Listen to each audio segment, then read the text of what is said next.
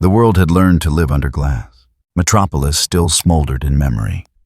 Though 5 years had passed since Superman decided order mattered more than consent. The regime controlled most of the planet now, not through invasion, through the simple, terrible logic that no one could stop them. Governments fell into line. Resistance went underground.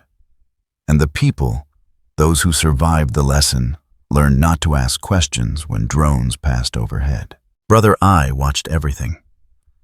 The surveillance network Superman built didn't sleep, didn't blink, didn't forget.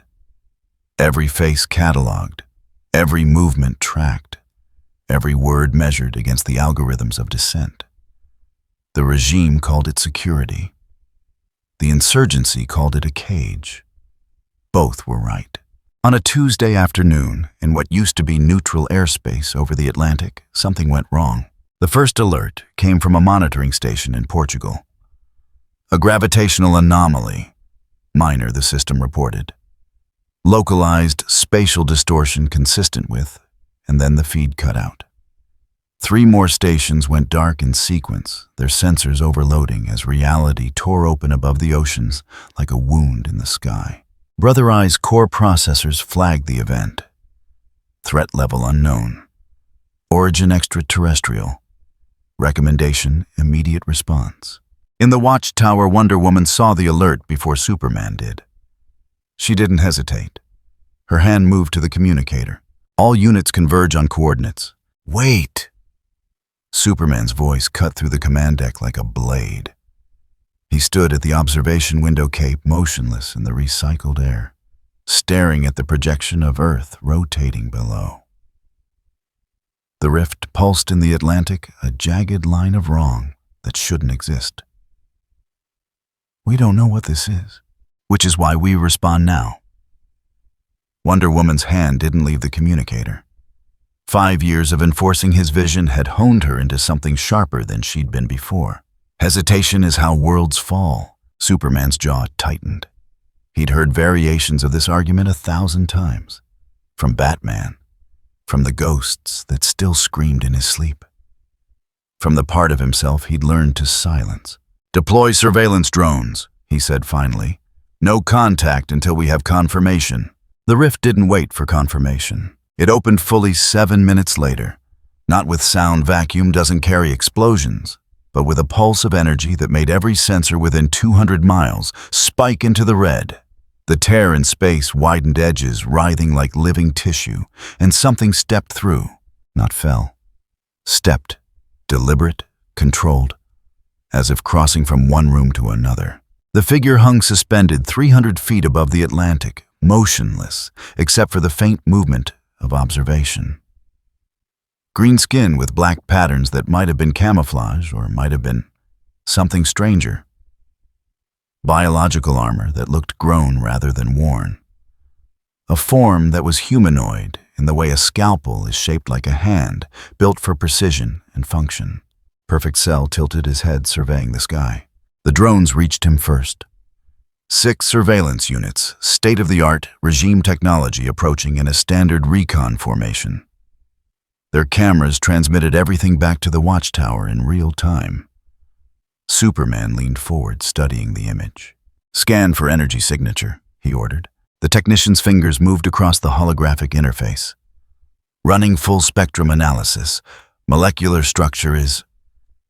"I'm not reading conventional biological markers. No text signatures either. Whatever he is, he's..." Cell turned his head. Not toward the drones. Toward something else. Something watching through them. He felt it not through sight, but through the current of power flowing back through the connection. A presence. Strong. Concentrated 22,000 miles above, burning like a sun, trapped behind walls. He looked up, not at the drones, at the source, directly at Superman, and smiled. "He can't possibly," the technician started. Cell raised one hand. Not threateningly, almost casually. A gesture of acknowledgement. The drones exploded simultaneously. No warning, no visible attack. They simply ceased to function, scattering debris across the Atlantic in 6 blooms of fire and metal. Wonder Woman's hand went to her sword. He just declared himself hostile. No, Superman said slowly, still watching the screen. The figure hadn't moved from his position, hadn't attacked further, hadn't fled, just stood there in midair waiting. He declared himself aware. In the Watchtower's secondary monitoring station, buried 3 levels down, where the insurgency's best hacker had installed a discreet backdoor 2 months prior, an encrypted signal went out. Batman received it in the cave he no longer called home in the network he'd built from the fragments of hope that survived Superman's new world. The message was brief. Unknown entity, extraterrestrial, location attached, regime responding. Batman pulled up the surveillance feed, not Brother Eye's compromised network, but the independent satellites the insurgency had launched in secret one by one over years of careful preparation. The image quality was worse. The angle was different. But it showed the same thing. A being of green and black floating above the ocean like a verdict waiting to be read. Batman's mind moved through possibilities with the mechanical precision of someone who'd learned to function without sleep, without comfort, without the luxury of assumptions. Alien invasion, dimensional breach, Kryptonian survivor, new apocalyptian operative. None of the profiles fit.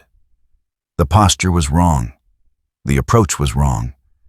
Everything about this was the being moved, not away from Earth, toward it.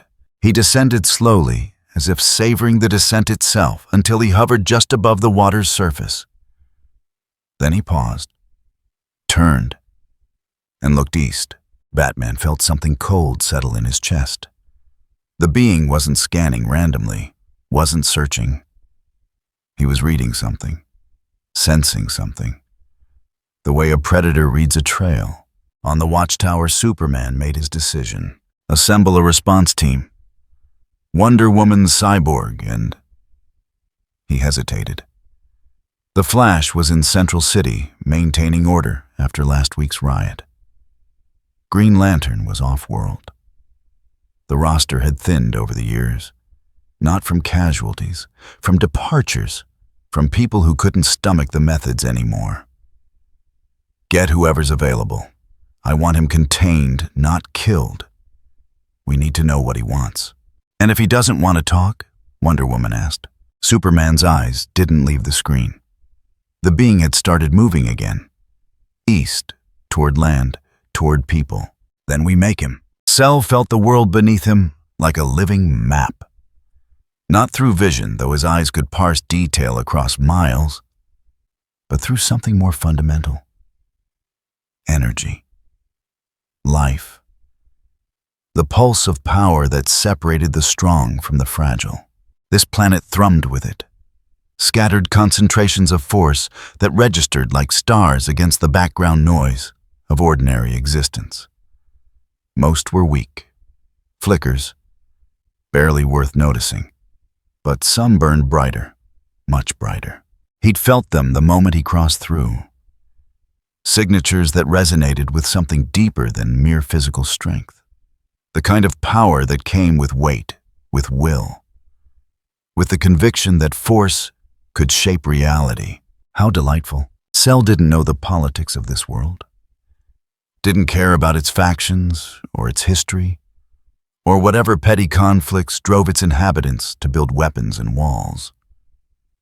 He'd seen 1,000 worlds, conquered nothing, destroyed less.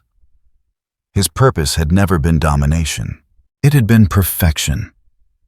And perfection required worthy opposition. The drones had been toys. Mechanical insects sent to observe something they couldn't comprehend. Their destruction was mercy, a quick end to irrelevant things. But the presence behind them, the power that had dispatched them, that had watched him through cameras and distance, and thought itself hidden, that was interesting. Cell turned east and began to fly. Not fast, not yet. Speed would come later when the game began in earnest. For now, he wanted to see this world up close. wanted to understand what kind of civilization could produce energies that strong and yet allow them to scatter so far apart, wanted to know if they understood what they'd built and what was about to test it. Below him, the Atlantic gave way to coastline. Cities emerged from the haze of distance, lights that never dimmed even in daylight. Structures that climbed toward the sky with the arrogance of species that had forgotten they were prey. Cell's smile widened. This would do nicely. In Gotham, in a reinforced bunker that had once been a subway station, Batman stared at the tracking data and felt the shape of disaster forming. The entity was heading for the eastern seaboard, toward population centers, toward the heart of regime territory, toward Metropolis. He could warn the population, trigger evacuations, save lives in the immediate term, and doom the insurgency's secrecy in the process. Or he could wait, watch, gather intelligence on something that might be a weapon the regime couldn't control. The choice felt obscene, but this was the world Superman had built. Batman began typing. Not evacuation orders, intelligence protocols, instructions to every insurgency cell within 500 miles. Do not engage, do not reveal yourselves, do not interfere. Just watch and record everything. Cell crossed the coastline without incident. No more drones, no interceptors, nothing but the endless sprawl of human civilization spreading out beneath him like a map of careful chaos. He drifted higher, surveying the patterns of construction, the flow of traffic, the pulse of energy that connected everything. And then he stopped, there, in the distance, a city that felt different from the others. Not in size or structure, but in the weight of what had happened there. The air itself seemed thicker, as if grief had mass. The ground radiated absence, the psychic scar of massive death compressed into a single moment. Cell's eyes narrowed. He couldn't read minds, couldn't pull memories from stones. But he'd fought enough battles, destroyed enough civilizations in his original timeline to recognize the signature of apocalypse. Something had ended here, recently, violently, and the world had kept turning. How very interesting. He descended toward the ruins, toward the skeletal remains of towers that had once reached for heaven, and waited to see who would come to stop him. In the watchtower, alarm screamed. "He's over Metropolis," the technician reported, voice tight. "Just hovering, not attacking, not moving, waiting." Superman stood. His cape fell into place with the finality of a door closing. "Then let's not keep him waiting." Wonder Woman fell into step beside him. Cyborg materialized from the teleporter bay armor, humming with charged weapons. The Flash arrived in a blur of red and lightning, skidding to a stop beside the deployment platform. "We doing this?" Barry asked. The question was casual. The tension in his voice wasn't. Superman looked at his team. 5 years ago, this would have been different. 5 years ago, he would have led with hope, with the belief that every threat could be reasoned with, every conflict resolved through strength tempered by compassion. 5 years ago, he'd been weak. "We contain him," Superman said, "by any means necessary." The teleporter flared. Light swallowed them, and in the ruins of Metropolis Cell, sensed them coming and began to smile. The game was about to begin. The nation didn't have a name that mattered. It had been called Kondak once, before the regime renamed it. New Themyscira after that, when Wonder Woman needed a symbolic victory. Finally, it settled into what it became under Superman's order, Sector 7. A number. Clean, efficient. Stripped of history the way you strip paint from metal. 15 million people lived within its borders. The capital Prima, formerly Shiruta, before names became inconvenient, held 8 million of them. Most had never known anything but the regime. The schools taught loyalty before literacy. The streets stayed clean because drones watched every corner. Crime was a memory. Dissent was a rumor. And in Prima's central square, a statue of Superman rose 300 feet, arms outstretched in a gesture that could have been welcome or warning. The people had learned not to ask which. At 1400 hours local time, every screen in Prima switched to static. Not a blackout, not a malfunction, just pure white noise synchronized across millions of devices simultaneously. The disruption lasted 7 seconds. When the screens cleared, Cell stood in the sky above the city. He hadn't teleported, hadn't descended from clouds or emerged from portals. He was simply there hovering 1,000 feet up, arms relaxed at his sides. The sunlight caught the patterns on his skin, green and black, organic and alien, utterly wrong against the clean lines of regime architecture below. For a moment, nothing happened. The city continued its routines. Traffic flowed. Pedestrians walked. The machinery of order kept turning because order was all it knew. Then someone looked up, then another, then 1,000. Cell waited. He didn't move, didn't speak, just hung there like a question the world hadn't learned to ask yet. In the watchtower, Superman watched the feed and felt something cold settle behind his ribs. The teleportation had been delayed. Equipment failure, the technicians claimed. A malfunction in the quantum stabilizers. 3 minutes to repair. 3 minutes while this entity positioned itself over one of the regime's showcase territories. "Get me a line to Prima Command," Superman said. His voice was level, controlled, the way it always was when control mattered most. "Channel's dead, sir." The technician's hands moved across holographic displays, pulling up diagnostic after diagnostic. "All communications to Sector 7 are down, not jammed, just gone, like someone cut the cord." Wonder Woman stepped closer to the observation window. Her reflection in the glass looked carved from stone. "He's making a statement. Then let's make sure he doesn't finish it." Superman turned toward the deployment bay. "How long until we're operational?" 90 seconds. "Good." Wonder Woman's hand moved to her sword. Overwhelming force. No negotiation. It's what works. She'd said it 1,000 times. Believed it every time. The hesitation that had cost them Metropolis would never happen again. Not on her watch. Superman glanced at her, then away. 90 seconds, he repeated. It wasn't enough. Superman knew it wasn't enough. But he nodded anyway because 90 seconds was what he had, and hesitation was how worlds fell. Cell looked down at the city and felt the shape of its fear. Not through telepathy, he had none, but through the patterns of movement below. The way crowds formed and scattered, the way parents grabbed children, the way the statue's shadow seemed to shrink. They understood on some level. Prey always understood. He raised one hand. Not a fist. Just an open palm, fingers relaxed. The gesture was almost gentle. "I need the strongest among you," he said. His voice didn't shout. Didn't boom across the sky with theatrical thunder. It simply existed clear and undeniable in every ear across the city. A statement of fact delivered with the calm of someone reading from a list.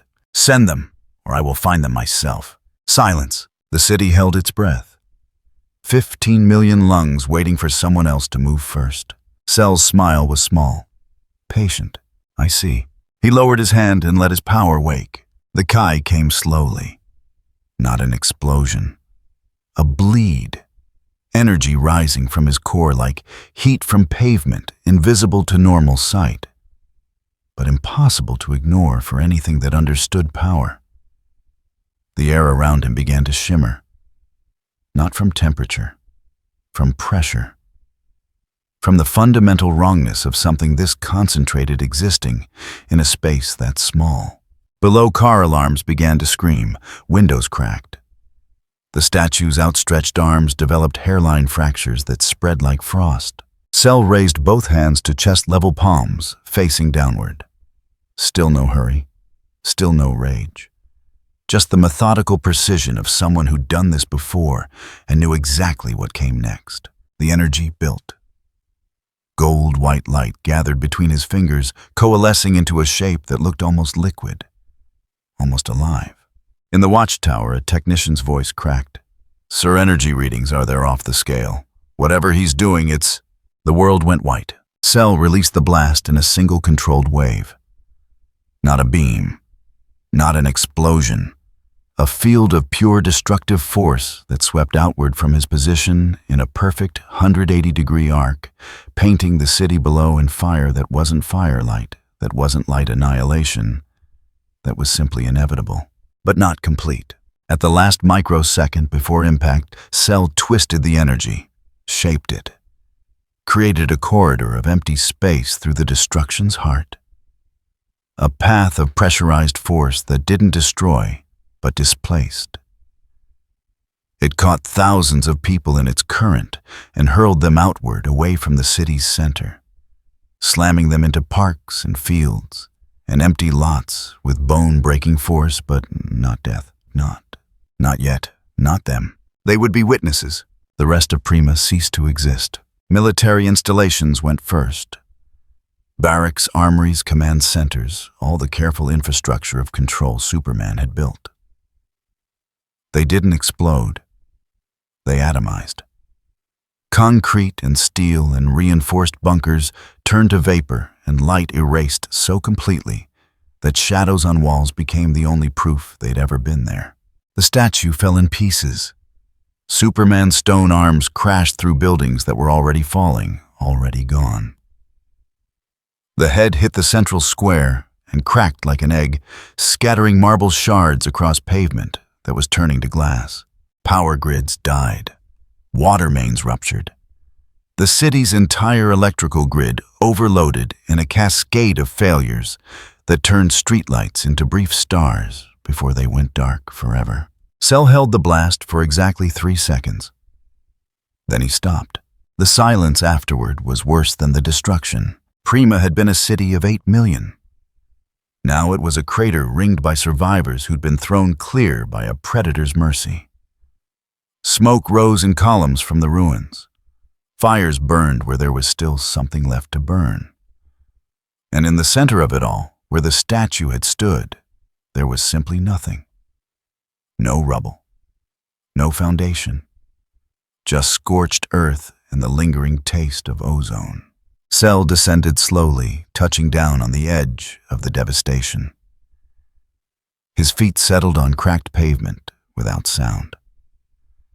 He looked out across the ruin with the mild interest of someone inspecting their work. Adequate. He turned toward the horizon, toward the spot where he could feel the currents of power rushing toward him with purpose and fury. The strong ones. Finally, but not yet. There was still one thing left to do. Cell raised his hand again. Not to attack, to create. Energy flickered at his fingertips, gold and precise, weaving itself into shape above the ruined city. It took form slowly, pixel by pixel, until a massive holographic image hung in the air like a burning ghost. Metropolis. Not as it was now broken and haunted, but as it had been. Towers reaching skyward, streets alive with motion. The symbol of everything this world had built and everything Superman had failed to protect. The image pulsed once, twice. A beacon, a coordinate, a promise. Then Cell let it fade and turned away from the survivors crawling from the rubble. Their screams followed him. Their grief, their shock. All of it was data, evidence, the foundation of fear he needed them to carry back to whoever still believed order could contain chaos. He rose into the air without looking back. Behind him, the first rescue drones were arriving. Too late. Always too late. They found the witnesses scattered across the outskirts, broken and bleeding, but alive. Found the crater where a city had been. Found the absence that Cell had carved into reality like a signature.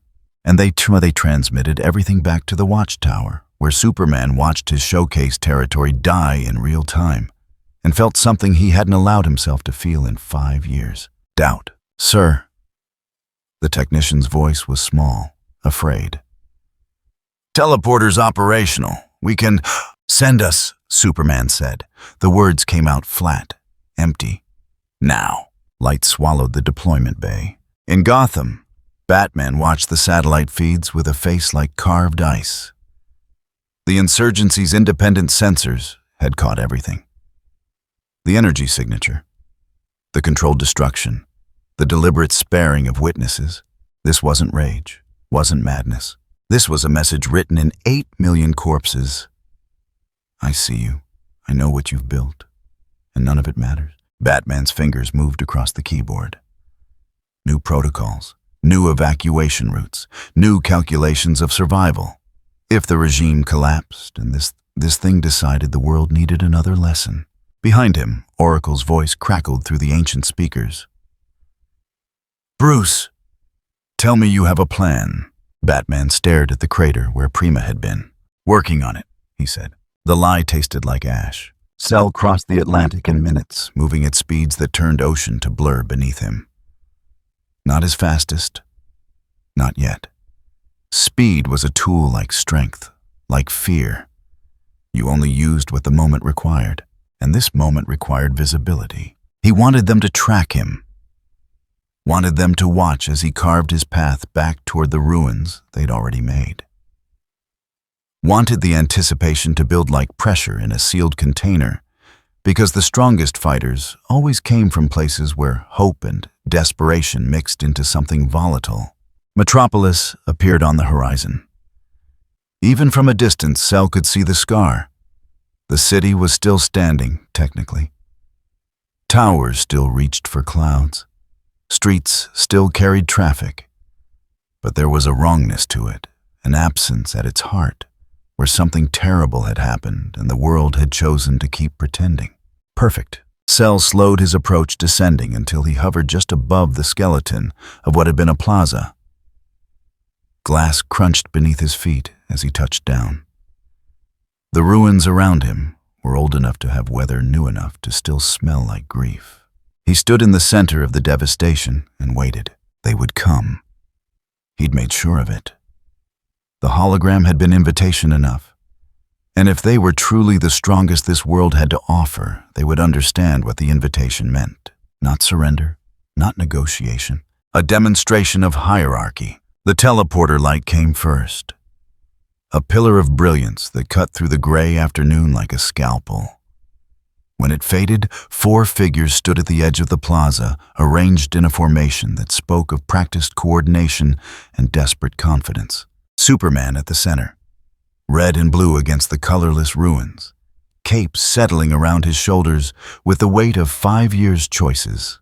His eyes found Cell immediately scanning, analyzing, searching for weakness, the way you search for cracks in armor. Wonder Woman to his right. Armor catching light like a promise of violence. One hand on her sword hilt. The other relaxed, but ready. A warrior who'd learned to love the edge of the blade. The flash to Superman's left, already vibrating slightly with barely contained speed. Red suit, humming with potential energy eyes, darting across the plaza, mapping exits and angles and possibilities in the microseconds between heartbeats. And Cyborg at the rear weapon systems, already online, shoulder cannons tracking Cell with mechanical precision, organic eye narrowed in calculation. 4 of them, the best Superman had left. Cell smiled. "You came quickly," he said. His voice was calm, conversational, the tone you'd use to comment on weather. "I'm pleased. It means you understand what's at stake." Superman stepped forward. Just one step, but it carried the weight of authority. Of someone used to being the strongest thing in any room and forcing the room to acknowledge it. "Who are you?" The question came out hard, controlled. "What do you want?" Cell tilted his head, considering the question with the mild curiosity of someone examining an insect that had learned to speak. "Want?" He let the word hang in the air between them. "I want what I came for. The strongest among you. One at a time or all at once, I'm flexible. 8 million people just died." Wonder Woman's hand tightened on her sword. You murdered a city. I removed an obstacle. Cell's smile didn't waver. And I left witnesses. That was mercy, by the way. Remember that. The flash blurred. Not attacking, just moving, circling the plaza's perimeter in a streak of red and lightning testing response time, searching for openings. Cell tracked him with his eyes. Didn't turn his head. Didn't shift his stance.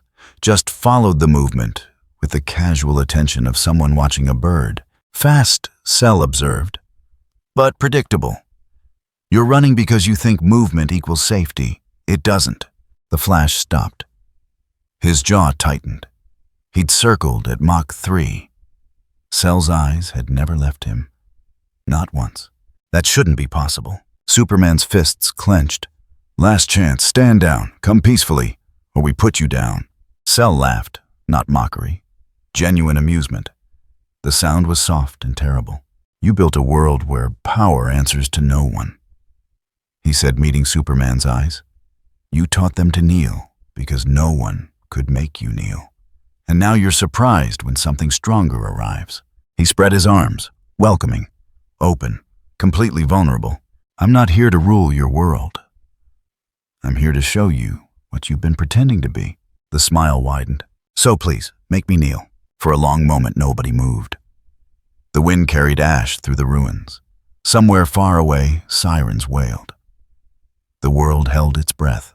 Then Superman's eyes began to glow red, and Cell's smile became something else entirely. The game had begun. 2 hours after Prima fell, Cell took the planet's attention. Every screen on Earth, television, computer, phone, the massive displays that dominated city squares cut to the same feed simultaneously. No warning, no transition. Just a hard switch from scheduled programming to a single image that made billions of hearts stop at once. Cell, standing in the ruins of Metropolis, arms at his sides, expression calm. The world watched, not by choice. Behind him, the wreckage of Prima still smoldered on split-screen feeds, a reminder of what happened to cities that didn't produce champions. The contrast was deliberate. Metropolis, Superman's failure. Prima, Cell's opening statement. Both ruins, both lessons. Cell didn't speak immediately. He let the silence build, let the world understand that every second of airtime was his, to take or give. When he finally did speak, his voice carried the same conversational tone he'd used before destroying a nation. This world has forgotten what strength means. The words rolled across continents, translated by 1,000 algorithms, understood in every language, simultaneously. Mothers covered their children's ears. Leaders reached for phones that no longer worked. And in the watchtower, Superman's fists clenched until the metal of his armrests bent. You've built hierarchies of power, Cell continued. Systems of control. You've divided yourselves into the strong and the weak, the righteous and the condemned. And you've convinced yourselves this arrangement is permanent. He tilted his head slightly as if genuinely puzzled. I'm here to correct that assumption. The camera. No visible camera, just Cell's will made manifest through hijacked satellites, pulled back slightly, revealing more of the plaza. Broken concrete, twisted rebar. The ghost of a city that had learned what happened when gods fought and mortals watched. In 72 hours, Cell said, I will return to these ruins. Anyone who believes they can stop me is invited to try. Not armies, not drones, not the cowards who hide behind walls and call it strategy. He paused. Let that sink in. But understand this, for every 24 hours that pass without worthy opposition, another city learns what Prima learned. I'll be very clear about the schedule. Very fair. You'll have time to evacuate, time to mourn, time to decide if your pride is worth the cost. He raised one hand, palm up. The gesture was almost gentle. Or you can send your champions now. End this quickly. Prove your hierarchies mean something. The hand closed into a fist. I'll be waiting. The screens went dark. All of them, simultaneously. Across the planet, billions of people stared at black displays and felt the shape of their new reality settling into place like a noose. In the watchtower, Superman stood so still, he might have been carved from stone. Around him, the command center had descended into controlled chaos. Technicians shouted coordinates. Analysts tried to trace the broadcast source. Cyborg's hands moved across holographic displays, attempting to regain control of communication networks that no longer answered to anyone but Cell. Wonder Woman stood at his shoulder, her reflection in the observation window sharp as broken glass. 3 days, she said. The words came out flat. Empty. He's forcing our hand. He's forcing everyone's hand. Superman's voice was quiet. Too quiet. The kind of quiet that preceded violence. Making it public, making it a spectacle. Like the old days, Flash said from across the room. He wasn't vibrating anymore, just standing there, hands shoved in his pockets, staring at the readouts. Villains challenging heroes on live TV. Except this time, he didn't finish, didn't need to. This time the villain had already won the opening move. Batman received the broadcast in 3 separate bunkers simultaneously. The insurgency had learned over 5 years of survival not to keep all their resources in one location. Redundancy meant continued existence. He watched Cell's announcement once. Didn't replay it. Didn't need to. Every word was already etched into his mind, filed alongside 1,000 other threats he'd cataloged and categorized over a lifetime of preparing for the worst. This was worse, not because Cell was strong. Batman had fought strong before. Not because he'd killed millions. Gotham had taught him that evil wore many faces, and some of them smiled while they burned the world. No, this was worse because Cell understood exactly what he was doing. The 72-hour deadline, the public challenge, the promise of scheduled destruction. Every element was calibrated to create maximum pressure on the regime while simultaneously making them the only option. Insurgency couldn't fight this. Couldn't evacuate cities fast enough. Couldn't do anything except watch Superman either rise to the challenge or let the world burn. It was elegant, terrible, and completely effective. Batman pulled up global response data. Panic was spreading like infection. Governments were mobilizing. Evacuation orders for major cities. Emergency sessions, martial law declarations in 17 countries and counting. And underneath it all, a current Batman recognized from years of reading Gotham's criminal underground, the growing realization that the regime, the force that had promised eternal order, couldn't protect anyone from this. His comm crackled. Oracle. Bruce, we're getting reports from cells worldwide. People are demanding the regime respond. Others are demanding they stand down. There's talk of riots, Batman finished. Looting, panic buying, the complete collapse of civil order in regions where regime presence was always tentative. What do we do? Batman stared at the frozen image of Cell on his screen. At the calm, patient smile of something that had just declared open war on the concept of control itself. We prepare for the worst, he said, and hope Superman doesn't make it worse than it has to be. In Central City, Captain Cold watched the broadcast in a bar that smelled like old beer and older regrets. Around him, the usual afternoon crowd had gone silent. Even the criminals, small-time operators who'd adapted to the regime's new normal stared at the screens with expressions caught between fear and something darker.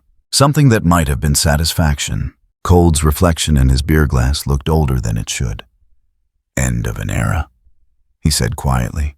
The bartender said nothing. Just reached under the counter and started pulling bottles down. Not to sell. To drink. His hands shook. Outside, sirens began to wail. In Gotham and the sectors the regime had declared unsalvageable and walled off from civilized society. The broadcast played on scavenged screens and jury-rigged displays. The reaction was different here. Not panic, not fear. Hope, ugly hope. Desperate hope. The kind that came from watching your oppressor bleed. Hope wasn't clean here. It never had been. In the shadows between crumbling buildings, people who'd learned to survive in the cracks of Superman's world began to smile. That was more terrifying than any scream. In Metropolis, in the ruins where Cell waited, Superman materialized in a flash of teleporter light. The rest of his team appeared around him, Wonder Woman, Flash, Cyborg forming a loose perimeter, ready for ambush, ready for anything. Cell hadn't moved, still stood in the same spot, arms relaxed, expression mild, as if the last 30 minutes of global panic meant nothing. "You came back," Cell observed. "I'm touched." Superman stepped forward. One step, just far enough to make his presence felt without closing to striking distance. "We need to talk." Cell's smile widened fractionally. "I disagree. I've said everything that needs saying. Now comes the part where you try to make me take it back. 8 million people are dead because of you." Superman's voice carried the weight of someone who'd made similar calculations and lived with the consequences. "Billions more are terrified. And you're treating this like a game." "Not a game." Cell's head tilted. "A tournament. There's a difference. Games have winners and losers. Tournaments have a hierarchy, a structure. The strong rise, the weak learn their place." He gestured to the ruins around them. "Isn't that what you've been teaching them? 5 years of lessons about power and consequence? About how the world needs someone strong enough to make the hard choices." Cell's eyes locked on Superman's. "I'm simply demonstrating that you were never strong enough to be at the top of that hierarchy." Wonder Woman's hand went to her sword. "Enough talk. You want champions? Here we are." "Ah." Cell's gaze shifted to her. "The warrior. I was hoping you'd be eager. It makes this more satisfying." "Makes what more satisfying?" Flash asked. He was already vibrating slightly, ready to move, ready to evacuate the team if this went wrong. Cell spread his arms, welcoming, open. "Your education." The air around him began to shimmer. Not heat. Something else. Energy bleeding from his core like pressure escaping a seal. The ground beneath his feet cracked. Dust rose in lazy spirals. And across the plaza, every piece of loose debris, glass, concrete, metal began to rattle. Cyborg's sensors screamed. Energy readings are spiking. Whatever he's about to do. "We end this now," Superman said. His eyes began to glow red. Heat vision building. Ready. All of us. Together.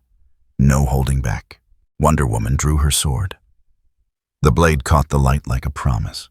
Flash blurred into motion, circling wide, looking for angles. Cyborg's shoulder cannons locked on target, charging. 4 of them against 1. The best the regime had left. Powers that had conquered nations. Wills that had broken gods. Cell looked at them and laughed. Not mockery, not cruelty. Simple, genuine amusement. The sound was soft and terrible and completely certain. "Finally," he said. "Let's see if you're worth the invitation." The first blast came from Cyborg. White-hot plasma that could punch through starship hulls. Cell raised one hand and caught it. Not deflected. Caught. The energy splashed against his palm like water against stone, dissipating into nothing. Superman's heat vision came next. Twin beams of impossible temperature that had melted mountains. Cell didn't dodge. The beam struck his chest dead center and stopped, not absorbed, not redirected, just stopped, as if hitting a wall that didn't exist. Cell smiled through the heat that would have vaporized steel. "Good," he said, "but not enough." Wonder Woman was already moving. Sword raised, warrior's cry building in her throat.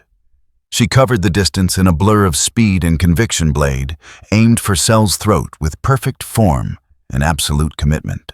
Cell caught the blade between 2 fingers. The impact should have taken his hand off. Should have at least moved him. The sword had been forged by gods. Had cut through armor that laughed at nuclear weapons. Had ended threats that Superman couldn't punch. It stopped dead. Trapped between Cell's fingers like a toy. Wonder Woman's eyes widened. Cell's other hand moved casual, almost lazy, and struck her in the chest. Not with full force, not even close. Just enough to send her flying backward, sword tumbling from her grip, body crashing through rubble with bone-jarring force. Flash was already there, moving at speeds that turned the world into still frames. He grabbed Wonder Woman, phased them both through debris, set her down safely, then blurred back to attack position, all in the span of a heartbeat. Cell tracked every movement. His eyes never lost the blur of red. Fast, Cell said again. But speed without purpose is just running away slower. He moved, not teleportation, not super speed in the way Flash understood it.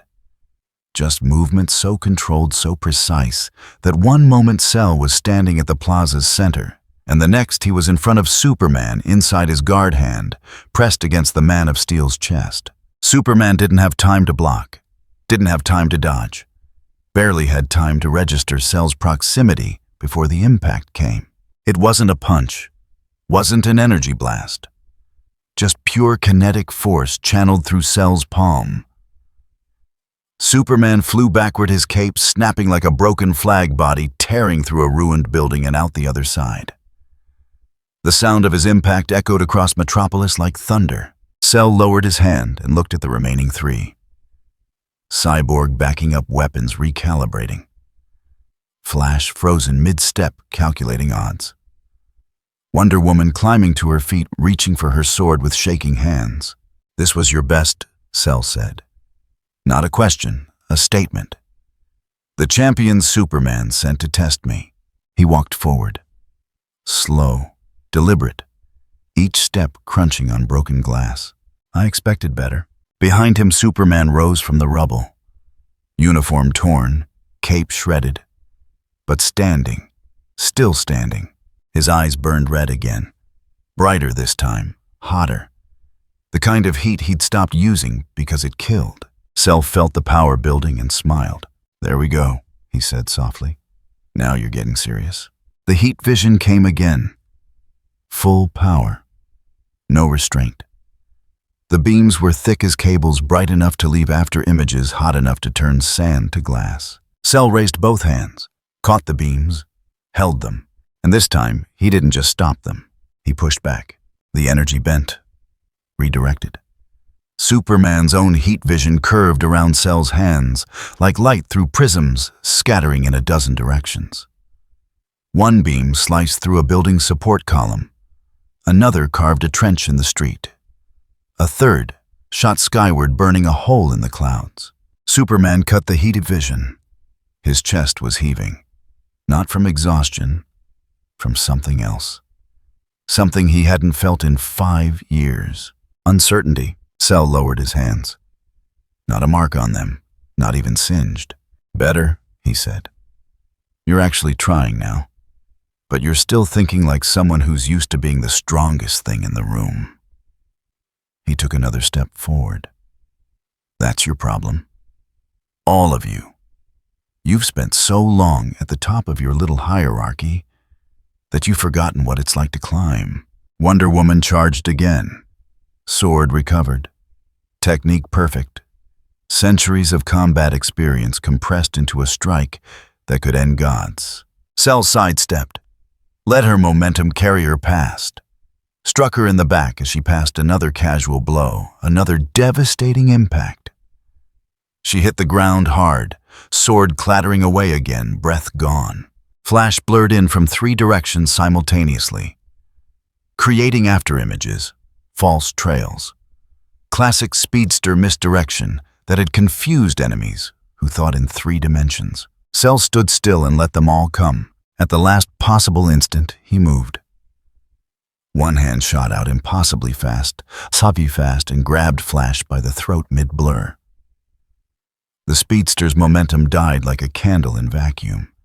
He hung there, suspended, eyes wide with shock. "Speed doesn't matter if I can read your intent," Cell said conversationally. "And you telegraph every move." Cell released Flash. Dropped him without ceremony. Flash caught himself, blurred back to safe distance. His throat bore the imprint of Cell's fingers, like a brand. Cyborg unleashed everything. Plasma, sonic disruptors, electromagnetic pulse, a barrage of firepower that could level city blocks, all concentrated on a single target. Cell walked through it. The attacks broke against his skin like surf against stone. He reached Cyborg without hurrying, placed one hand on the weapons array, and squeezed. Metal crumpled. Circuits sparked. $1 billion of military technology reduced to scrap with casual pressure. Cyborg stumbled back, weapon systems dead, conventional defenses gone. Cell didn't pursue. Just watched him retreat with the patience of someone who knew pursuit wasn't necessary. 4 of them. The regime's best. And in less than 2 minutes, Cell had dismantled them like teaching aids. Superman stood in the center of the plaza, surrounded by his broken team, and felt the full weight of what he'd built crashing down around him. Cell walked toward him, not threatening, not rushing, just approaching with the inevitability of sunrise. "You understand now," Cell said. It wasn't a question. "This is what I came to show you. Not that you're weak, you're not. You're quite strong by this world's standards." He stopped 3 paces away. But strong enough to rule and strong enough to survive actual opposition are very different things. Superman's fists clenched. Blood ran from a cut above his eye. His uniform was ruined. His team was down.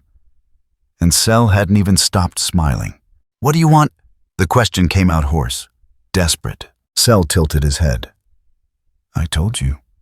I want your strongest. I want them to understand what hierarchy really means." He gestured to the ruins around them. "And I want the world to watch while you learn your place."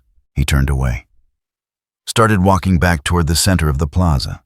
"The clock is running," he called over his shoulder. "Bring everyone you have, or don't. Either way, the demonstrations continue until someone proves worthy of my attention." He stopped, looked back. "And Superman, next time you come for me, don't hold back. I find mercy insulting." Energy gathered in Cell's palm, the same gold-white light he'd used to erase Prima. For a moment, Superman thought this was it. Metropolis would follow. The lesson would end here. But Cell didn't fire at the city. He fired straight up. The beam punched through the clouds, through the atmosphere, into space itself. It struck the watchtower. Not a killing blow. Just enough power to kiss the shields hard enough to make the orbit flinch. Enough to buckle armor, trigger every alarm, remind Superman that his fortress in the sky was no safer than the ground. The beam cut off. Cell lowered his hand. "The clock is running," he said quietly. Then he simply stood there, waiting. Patient. Perfectly still. Superman grabbed Wonder Woman. Flash grabbed Cyborg. The teleporter light flared. When it faded, Cell was alone again in the ruins, surrounded by the evidence of his lesson. He looked up at the sky, at the damaged station struggling to stabilize its orbit, and smiled. The invitation was sent. The terms were set.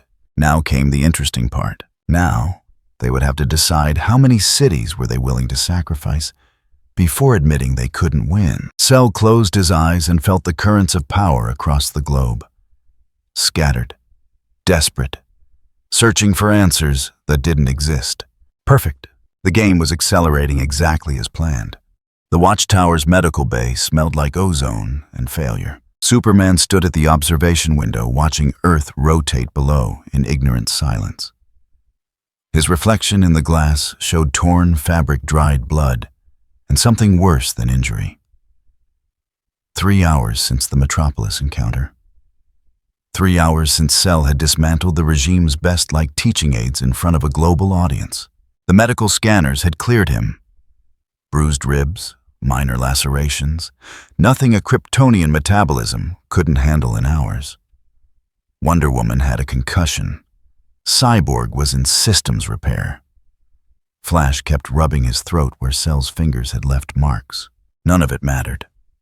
Physical damage healed. What Cell had done to their credibility wouldn't.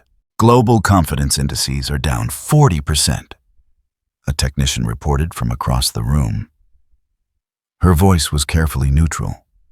professionally detached. Riots in 23 cities. Emergency government sessions in 64 nations. And she hesitated. "Say it," Superman said quietly. "Public polling shows 71% believe the regime should negotiate surrender." The word hung in the recycled air like poison gas. Wonder Woman, holding an ice pack to her temple, spoke without looking up. "We don't surrender to terrorists." "He's not a terrorist." Batman's voice came from the doorway. He hadn't teleported, hadn't announced himself, just appeared the way he always did, like a verdict delivered in shadow. "Terrorists want political change. Cell wants a tournament." Superman turned. Bruce Wayne stood in the entrance wearing tactical gear that looked scavenged from a dozen different wars. The insurgency didn't have the regime's resources, didn't have matter fabricators or alien technology, just ingenuity, desperation, and the single-minded focus of someone who'd been preparing for this conversation, Varosa, and for 5 years. "You're not authorized here," Wonder Woman said. Her hand didn't move toward her sword. "Not yet. Oracle hacked your teleporter network 6 months ago." Batman stepped into the room like he owned it, like he'd never stopped owning it. "I've been authorized since before you knew to ask." Superman's jaw tightened. "What do you want, Bruce? To help you do something you should have done years ago." Batman pulled a small device from his belt. Cylindrical, alien, covered in symbols that predated human civilization. "Stop pretending strength is enough." The device hummed. A holographic display flickered to life above it, showing schematics that made Cyborg's remaining eye widen. "Is that..." Cyborg started. "Phantom Zone projector," Batman finished. "Kryptonian technology, designed to banish criminals to a dimension outside normal space-time." He looked at Superman. "You've used it before. You know it works." Superman stared at the device, at the reminder of choices he'd made when he still believed in rehabilitation, when he still thought there were lines he wouldn't cross. "Cell isn't Kryptonian," he said slowly. "Doesn't matter. The zone doesn't discriminate by species, just requires a physical form and conscious thought." Batman's expression was carved from granite. "He has both." Wonder Woman stood. The ice pack fell forgotten. "You want to trap him, not fight him, not defeat him. I want to remove him." Batman's voice carried no apology. "Fighting didn't work. Your entire team couldn't touch him. But the Phantom Zone doesn't care about power levels. It's dimensional physics. You don't need to beat him. Just get him close enough to the aperture." "And you think he'll just stand there while we try?" Flash asked. He was vibrating slightly. Nervous energy or preparation, hard to tell. "No." Batman turned the projector in his hands. "That's why it's not going to be you." "Silence." Superman's eyes narrowed. "Bruce, what are you planning?" "Constantine owes me a favor. Several, actually." Batman's mouth twisted into something that wasn't quite humor. "He's agreed to create a binding circle, occult mathematics. The kind Cell won't sense until he's already standing in it." "Magic?" Wonder Woman's voice dripped skepticism. "You're betting the world on stage tricks." "I'm betting the world on asymmetric warfare." Batman met her stare without flinching. "Which is what you do when the symmetric version gets you beaten in 90 seconds. The truth of it landed like a slap. Cyborg broke the tension. "Even if the circle works, you still need him to enter it voluntarily. Cell's not stupid." "No," Batman agreed. "But he's arrogant, and arrogance has patterns." He pulled up another holographic display. Cell's broadcast. The Metropolis fight. Every moment they had on record. He wants champions, wants the spectacle, wants his tournament to mean something. So we give him exactly what he asked for. Batman's finger traced a circle on the holographic map. The ruins of Metropolis. Neutral ground. Maximum visibility. We challenge him again. Publicly. Make it look like desperation. Like we're throwing everything we have left because we have no other choice. Batman's eyes were cold. And while you keep him occupied, I activate the projector. Superman studied the man who'd once been his friend. Saw the calculation behind those eyes. The willingness to use any tool break, any rule sacrifice, any principle if it meant survival. When had Bruce become this? Or had he always been this, and Superman had just been too blind to see it? He'll kill whoever we send, Superman said quietly. Maybe. Batman didn't look away. But if we do nothing, he kills a city every 24 hours until someone stops him. The math isn't complicated. Wonder Woman's hand went to her sword hilt. Old habit, older rage. I'll do it. I'll be the bait. No. Batman shook his head. It needs to be someone he hasn't fought yet. Someone who represents a genuine unknown. I'll go. Everyone turned. Green Lantern stood in the doorway. Hal Jordan back from Deep Space Patrol, 3 hours early, uniform dusty from re-entry. His power ring flickered with barely contained energy. I heard what happened, Hal said, stepping into the medical bay. Heard Cell took you all apart.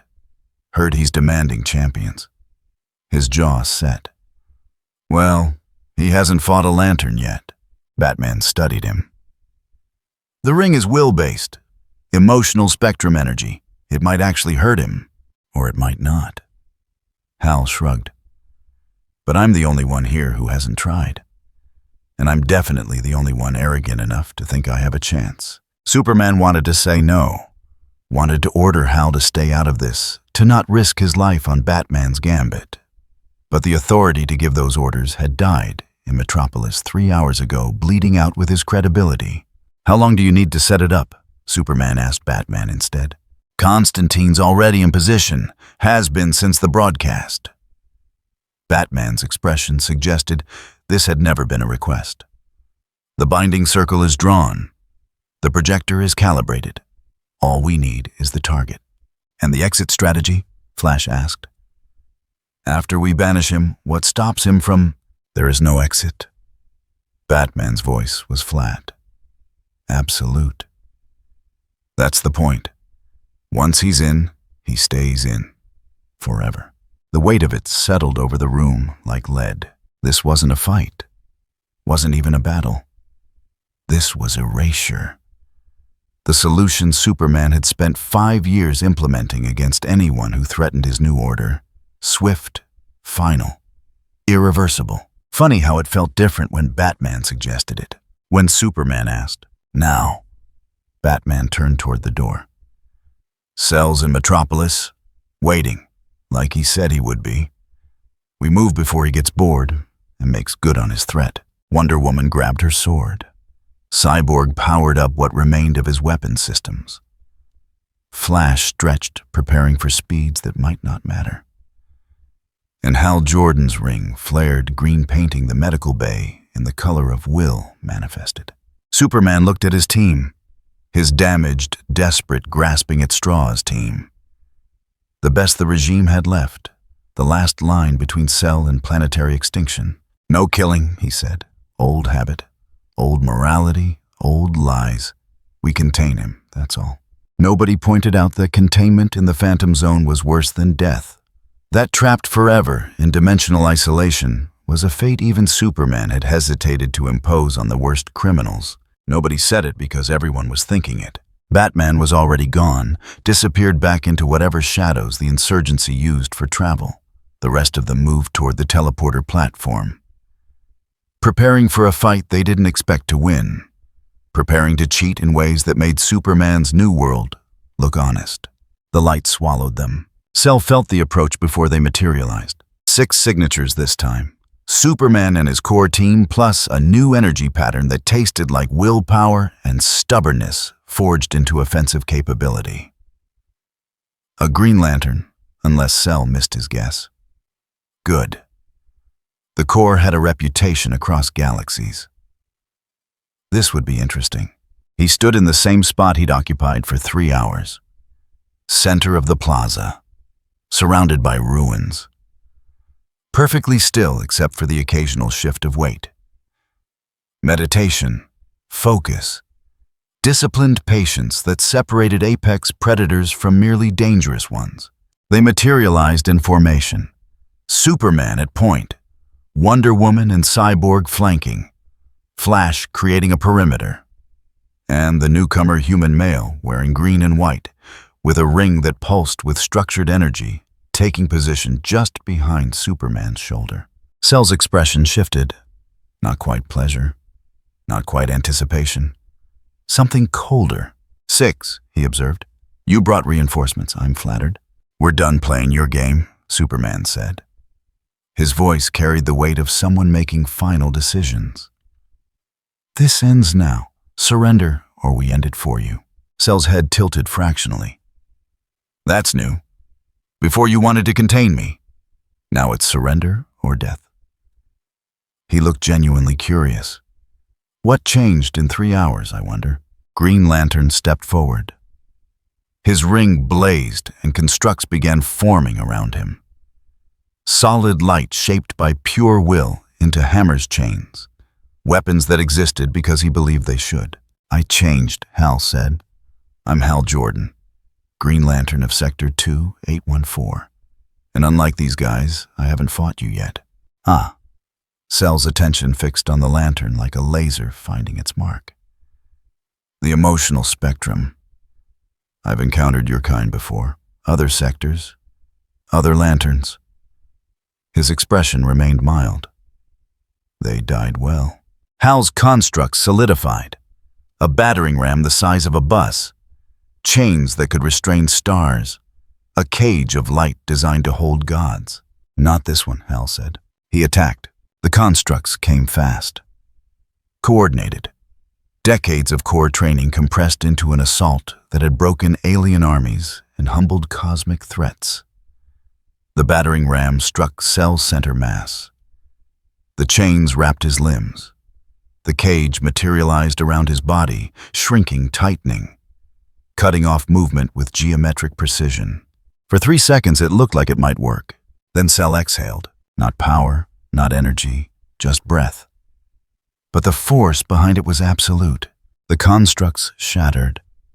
Not dissolved, shattered. Light breaking like glass, fragmenting into pieces that faded before hitting the ground. Hal's ring flickered the feedback, nearly dropping him to his knees. Strong will Hassan. Cell acknowledged. Impressive focus. But will without power is just philosophy. He took a step forward. The ground cracked beneath his foot. And I didn't come here for lessons in belief. Superman moved. Heat vision at full intensity, no holding back this time. The beams cut through air that screamed from the temperature differential. Cell caught them again, palms open, patient. Wonder Woman charged from the flank. Sword raised, battle cry building. Flash circled at impossible speeds, creating vacuum pressure, destabilization. Anything to break Cell's concentration. Cyborg unleashed everything his repaired systems could generate. Plasma. Sonic disruption. Electromagnetic pulse. And Hal Jordan built constructs as fast as his mind could imagine them. Swords, spears, missiles. A rain of will-forged weapons that should have been impossible to stop. Cell stood in the center of the storm and weathered it like stone-weathered rain. Then he moved, not the casual displacement from before. This was different, faster, sharper. Speed that came when patience ran thin. He was in front of Hal before the lantern could blink, one hand closed around the ring finger. Not crushing, just holding. Let's see what happens, Cell said quietly. When I remove the battery, he pulled. The ring resisted. Designed to bond with its wielder. Designed to stay on through death and beyond. Designed by guardians who'd perfected the technology over billions of years. Cell pulled harder. The ring screamed. Not sound. Feedback. Pure emotional wavelength transmitted back through the power structure, making every lantern in the sector flinch from the resonance. And it came off. Hal Jordan stared at his bare finger, at the ring in Cell's palm, at the impossible thing that had just happened. "No," he whispered. Cell studied the ring. "Interesting. The energy matrix is self-sustaining. The willpower construct doesn't come from the wielder, it's channeled through them." He closed his fist. The ring crumpled like aluminum foil. Elegant, but fragile. He dropped the crushed remains. Hal lunged. No powers, no constructs, just rage and desperation and the muscle memory of a fighter who'd brawled across the cosmos. Cell caught his punch, held it. "You have spirit," Cell said. "But spirit isn't enough either." He struck Hal once. Precise, controlled. A blow designed to incapacitate, not kill. Hal Jordan collapsed. Superman roared. The sound was barely human. He hit Cell like a meteor, abandoning technique for raw fury. They tumbled through rubble, through building remnants, trading impacts that leveled what little architecture remained standing. Cell blocked some blows, let others land, let Superman feel the satisfaction of connecting, the illusion of progress. Then he locked his hands around Superman's wrists and squeezed. Not enough to break, not quite. Just enough to make the strongest man on Earth understand that his bones could break. That invulnerability had limits. That someone stronger was demonstrating restraint. "Better," Cell said. His face was inches from Superman's. "You're finally taking this seriously, finally understanding what's at stake." He released one wrist, placed his free hand against Superman's chest, but still not enough. The impact sent Superman into the stratosphere. Cell turned back to the plaza. Wonder Woman was down. Cyborg systems were failing again. Flash was still moving, still trying, still convinced that speed could solve problems that power couldn't. And somewhere at the edge of the ruins, Cell felt something else. A different energy signature. Not attacking, not moving, just present, structured, deliberate. He looked toward the source. Batman stood atop a collapsed building partially hidden by shadow and rubble. In his hands, something that hummed with alien frequencies. And beneath Cell's feet, carved into the broken pavement with materials that predated human civilization, a circle, runes, symbols, mathematical precision translated into occult architecture. Cell looked down at the binding circle he'd been standing in for the last 30 seconds. Looked back at Batman, at the device, at the desperate, brilliant trap, and he understood. "Clever," Cell said softly. Batman's thumb moved to the activation stud. The circle flared. Light erupted from the carved symbols, not white, not gold, but the absence of light. The color of nothing, of space between dimensions. The phantom zone opening like a wound in reality, reaching for Cell, with gravitational pull that ignored mass and targeted consciousness instead. Cell felt the tug, felt reality thinning around him, felt the trap closing exactly the way Batman had planned. For a moment he let it pull. Let Batman believe the trap had worked. Let the regime's strategist feel the satisfaction of winning through asymmetric warfare. Let the world watching through every remaining camera see their last hope succeeding. Then Cell smiled, and he pushed back. It wasn't energy, wasn't power in any conventional sense. It was will. The same force that powered lantern rings and moved mountains through nothing but conviction. Absolute certainty that came from truly knowing that nothing in this dimension or any other could hold him. The binding circle cracked. Batman's expression didn't change, but his finger tightened on the trigger. The phantom zone aperture widened. The pull intensified. Reality bent like plastic under heat. Cell raised both hands, gathered his key, not to attack, to anchor, and he tore the dimensional doorway apart. The sound was beyond hearing. The light was beyond seeing. The phantom zone aperture didn't just close, it ruptured, collapsed, imploded into itself with the violent finality of something that should never have been forced open in the first place. The backlash hit Batman like a physical blow. The projector exploded in his hands. He stumbled backward, falling from his vantage point, hitting rubble hard enough to leave bruises that would last weeks. Cell lowered his hands. The binding circle was ash. The phantom zone was sealed. And the trap, the desperate, brilliant last resort trap, was broken. He looked at Batman. At the man lying in the ruins, bleeding from a dozen cuts, still conscious despite the concussion. "You almost had me," Cell said. Conversational, almost friendly. For a moment I felt the pull, felt the dimensional mathematics working exactly as designed. It was elegant, efficient, the kind of solution a mind like yours would produce. He began walking toward Batman, slow, unhurried. "But you made one mistake, one fundamental miscalculation." Cell stopped at the edge of the rubble pile, looked down at the insurgency's leader, at the last man on Earth who still thought he could outthink catastrophe. "You assumed I saw him." Cell said quietly that physics was absolute, that dimensional exile was inescapable, that some rules couldn't be broken through raw application of force. He extended one hand, not to attack, to help. "You were wrong." Batman stared at the offered hand, at the enemy who'd just shattered his final plan, at the abyss wearing biological armor and calling it perfection. He refused it. Cell withdrew the hand without offense. "I understand. Pride has its place." He turned away. "But understand this, detective. I don't want to rule your world. I don't want to destroy it.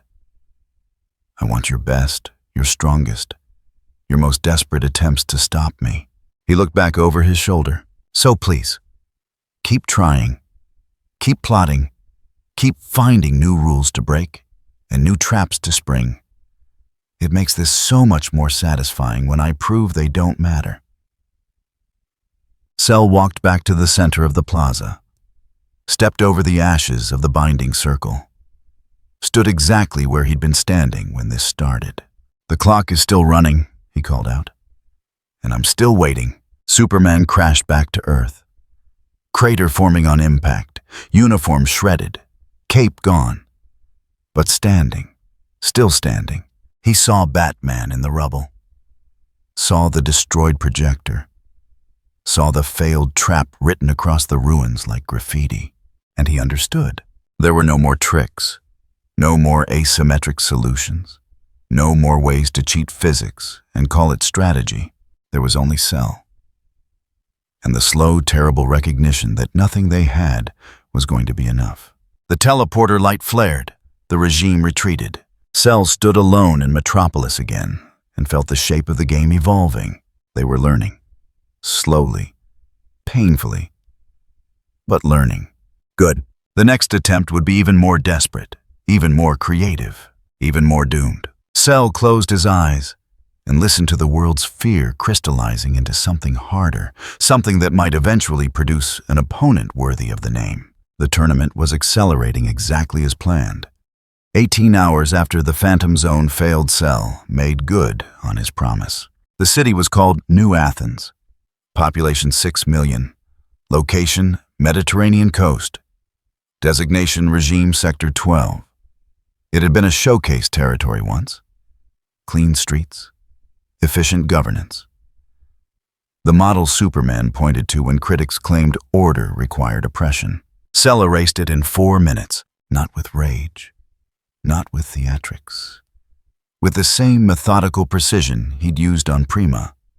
The energy wave swept through infrastructure, through military installations, through the carefully constructed symbols of regime authority. And like Prima, he carved corridors of force, through the destruction hurling thousands clear with bone-breaking mercy. Witnesses, always witnesses. The global broadcast resumed while ash still fell. Cell stood in what had been the city's center, surrounded by crater and smoke. His expression carried the patient disappointment of a teacher whose students refused to learn. 48 hours remain, he said.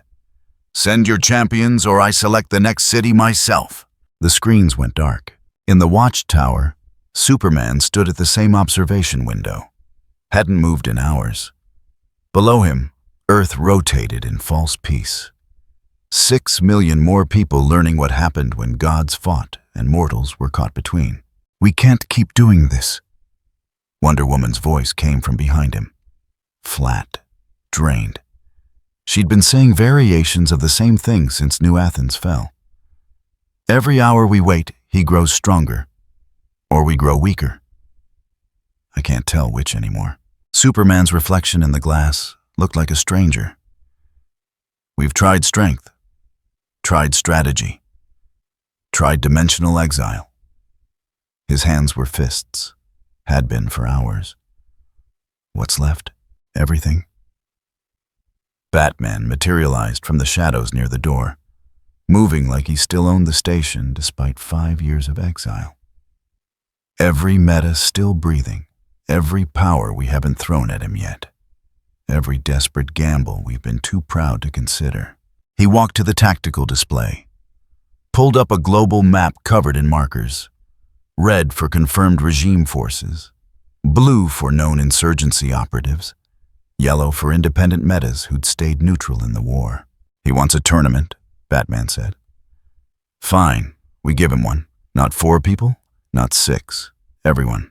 Superman turned from the window. "You're talking about an army. I'm talking about survival." Batman's finger traced the markers. Aquaman in Atlantis, Black Adam in Kondak. Every lantern we can recall from deep space, every speedster who can still run, every meta who's ever put on a costume and pretended they could make a difference. "They'll die," Wonder Woman said quietly. "Some of them." Batman didn't flinch from the math.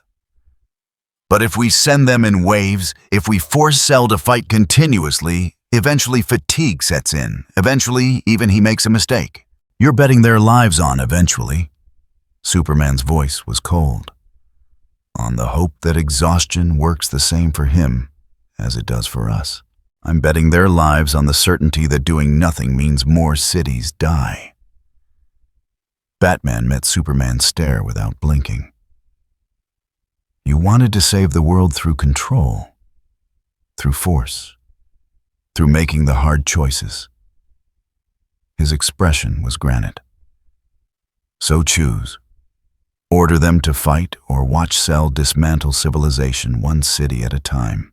The weight of it settled over the command deck like fallout. Superman had spent 5 years making choices like this. Calculating acceptable losses, deciding whose lives mattered more. He'd become very good at the mathematics of necessary evil. This was just another equation. "Send the recall," he said. "All of them. Every meta on the roster. Every favor we can call in. Every threat we can make stick." He turned back to the window, to Earth spinning below in ignorant silence. "We end this in Metropolis. One final stand." Batman's expression suggested he'd expected nothing less. "I'll coordinate with the insurgency cells. Get the independents moving. We'll need at least 24 hours to assemble everyone. You have 12. Superman's reflection showed something that might have been resolve, or might have been desperation. Hard to tell the difference anymore. "Cell's deadline doesn't care about our logistics." Batman nodded once, disappeared back into whatever shadows the insurgency called transport. Wonder Woman stepped closer to Superman. Her reflection joined his in the glass. 2 gods pretending they still controlled anything. "This is going to be a slaughter," she said quietly. "I know, and we're ordering it anyway." "Yes." She was silent for a long moment. Then, when did we become the villains in this story? Superman had no answer, just kept watching Earth turn, counting down the hours until they threw everything left at a problem that had already proven unstoppable. The world didn't sleep. Social media burned with speculation. News networks ran continuous coverage of New Athens. Governments convened emergency sessions. And across the planet, people who'd never agreed on anything found themselves united by a single question: where were the heroes? In Atlantis, Aquaman received Superman's summons and crushed the communicator in his fist. His advisors flinched from the display of temper. The King of the Seven Seas wasn't known for restraint. "He demands our service," Aquaman said. The words came out with the weight of someone who'd spent 5 years staying neutral while the surface world tore itself apart. "After years of ignoring our sovereignty, treating our realm like territory to be managed, he now requires assistance." His military commander stepped forward. "The surface cannot handle this threat alone, my king. And if Cell's pattern continues, the ocean will be next." Aquaman finished. He'd already run the calculations. Cell wouldn't stop at surface cities. Why would he? The tournament needed worthy opponents, and Atlantis had warriors who'd fought in wars that predated human civilization. "Assemble the Royal Guard," Aquaman said. "Full combat deployment. If we're going to die for Superman's failures, we'll at least die well." In Kondak, Black Adam read Superman's summons and laughed. The sound echoed through throne rooms that had heard the laughter of pharaohs. "He begs," Adam said to empty halls. The self-appointed savior of humanity begs for help from those he once called threats to his precious order. But beneath the mockery was calculation. Cell had destroyed 2 cities, had beaten Superman's core team twice, had demonstrated power that made even Adam, chosen champion of ancient gods, reconsider his understanding of strength. The math was simple. Fight and possibly die, or hide and definitely die when Cell grew bored with easier targets. Black Adam stood. Lightning crackled around his form. Shazam! The transformation came. Power of gods flowing through mortal vessel. He rose toward the sky, toward Metropolis, toward the tournament that might be his last. But if he fell, he'd fall fighting. That was the only dignity left. In Coast City, the few remaining Green Lanterns gathered in what was left of the Sector House.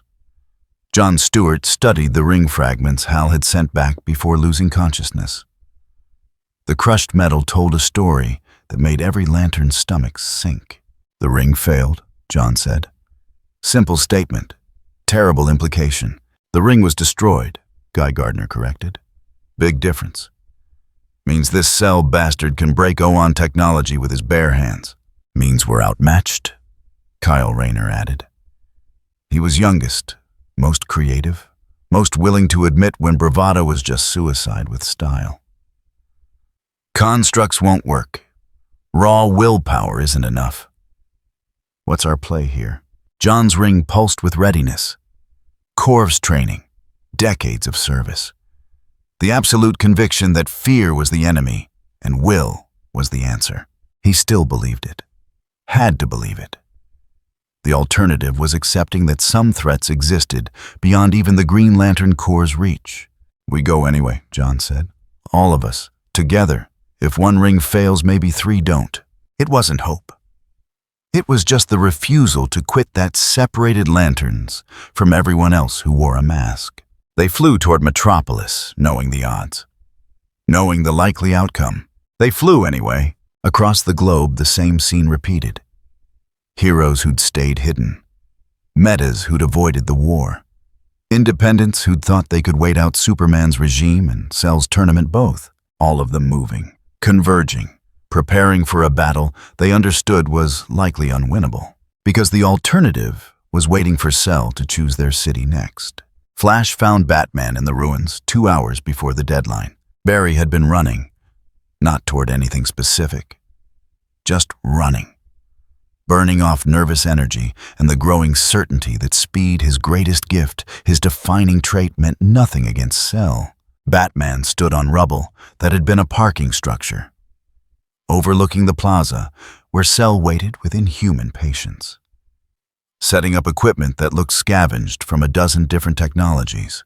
"Sensors?" Flash asked, appearing beside him. "Communication relays." Batman didn't look up from his work. "When this starts, we'll lose orbital coverage." Cell demonstrated he can strike satellites when convenient. These are hardened, redundant, designed to survive EMP and energy disruption, so the world can watch us lose in high definition. Batman's hands paused. "So the world can watch us try." Flash stared at the plaza. at Cell's silhouette in the distance, at the future converging on this moment like traffic toward a collision. "I could try something," Flash said quietly. "Before the others arrive, something desperate." "Speed didn't work last time." "Not speed. Time." Barry's voice was barely audible. "The Speed Force lets me bend things, slow them down, speed them up. If I could just get the equations right, create enough temporal disruption. Cell will kill you." "Maybe." Flash's jaw set. "But maybe I buy everyone else a few seconds, a minute. Enough time to find an opening." Batman finally looked at him. At the man who'd stayed loyal to Superman's regime despite everything. Who'd compromised his morals for the promise of order. Who'd chosen the wrong side and lived with it every day. "You know this won't work," Batman said. "I know." Flash's eyes were on Cell, on the impossible thing, waiting to demonstrate why hope was a luxury. "But I have to try. Someone has to try before the slaughter starts." Batman studied him for a long moment, then nodded once. "Make it count." Flash blurred away. Not running, not yet. Preparing, calculating, drawing on Speed Force connection deeper than he'd ever risked before. This was going to hurt, probably going to kill him. But for 30 seconds, maybe 40. If he was very lucky and very skilled, Barry Allen would touch something beyond speed. He'd touch time itself. Cell felt the speedster approaching. Felt the Speed Force energy building like static before a storm. Felt the temporal mathematics reshaping reality's framework in ways that would have been impressive if they weren't so predictable. He didn't move, didn't prepare, just waited with the patience of someone who'd seen this particular desperation before. Flash appeared in the plaza at relativistic velocity, not attacking, not yet. Just moving, circling building momentum while the Speed Force connection deepened. The air around him began to shimmer. Not from friction, from temporal displacement. Cell watched with mild interest. Flash's form blurred. Not motion blur, time blur. He was moving between moments now, existing in multiple timelines, simultaneously creating feedback loops that bent causality like light through prisms. The effect rippled outward. Debris began lifting off the ground, suspended in temporal eddies. The sun's position flickered noon evening. Morning noon again as Flash pulled time into knots around the plaza. Cell felt it. Felt himself slowing, not physically, temporally. Each second stretching into minutes. Each moment becoming molasses. For anyone else, it would have been prison. Perfect temporal cage constructed by desperation and physics pushed past breaking. Cell smiled. Then he moved anyway. Not fast. Not slow, just moved, stepping through the temporal distortion like walking through curtains. The Speed Force mathematics that should have locked him in place shattered around his advance. Flash's eyes widened. He pushed harder, pulling deeper, risking burnout and temporal dissolution and every danger the Speed Force carried for those who pulled too hard. Cell kept walking. Each step broke time a little more. Each movement proved that physics, even temporal physics, was just another rule waiting for someone strong enough to ignore it. Flash screamed. Not pain, frustration. The sound of someone giving everything and watching it mean nothing. Cell reached him, placed one hand on Flash's chest. The Speed Force connection severed. Barry Allen crashed back into normal time like a meteor hitting atmosphere. The temporal cage collapsed. The timeline snapped back into place with a sound like reality cracking. Flash dropped to his knees. Blood ran from his nose, his ears, his eyes. The price of pushing too far. The cost of touching forces meant for gods and thinking mortal will was enough. Cell looked down at him. At the broken speedster who'd tried to cage time itself. Clever, Cell said. Using temporal manipulation instead of raw velocity. Acknowledging that speed alone was insufficient. He crouched, meeting Flash's eyes. But you made the same mistake the Lantern made. You assumed the force you channeled was absolute, that its rules couldn't be broken. He stood, turned away. Everything can be broken. You just need to be strong enough. Flash tried to stand. Collapsed. Tried again. His body wouldn't respond. The speed-force connection was gone. Not damaged. Gone. Severed at the source like a limb amputated. Batman's voice crackled through the communicator in Barry's cowl. Barry, status. Flash coughed blood. Didn't work. Nothing works. Words failed. Get them out of here, Bruce. Everyone. It won't matter how many come. The communicator went dead. Flash's eyes closed. He was still breathing. Cell had been precise about that. Death wasn't the lesson. Futility was. Batman watched from his vantage point. Watched Flash collapse. Watched Cell return to the plaza's center patient as stone. Behind Batman, the first wave of reinforcements was arriving. Aquaman and his royal guard emerging from teleportation coordinates. Black Adam descending from the sky in a column of lightning. The remaining lanterns burning across the horizon like green stars. 23 metas, the most powerful beings left on Earth.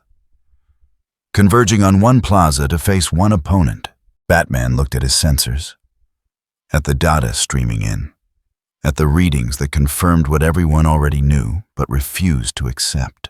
This wasn't going to be a fight. This was going to be an execution, but they came anyway. Because retreat wasn't an option. Because Cell had made the terms clear. Because sometimes you fought even when fighting meant dying. Batman activated the communication relays, opened channels to every network still broadcasting. Made sure the world could watch. If this was the end, at least it would be witnessed. In the plaza, Cell felt them gathering. Felt the powers converging like storm fronts meeting. Felt the desperation crystallizing into determination. He opened his eyes and waited for the tournament to continue. They came in waves, not because of strategy, because that's how fast they could arrive. Teleportation had limits.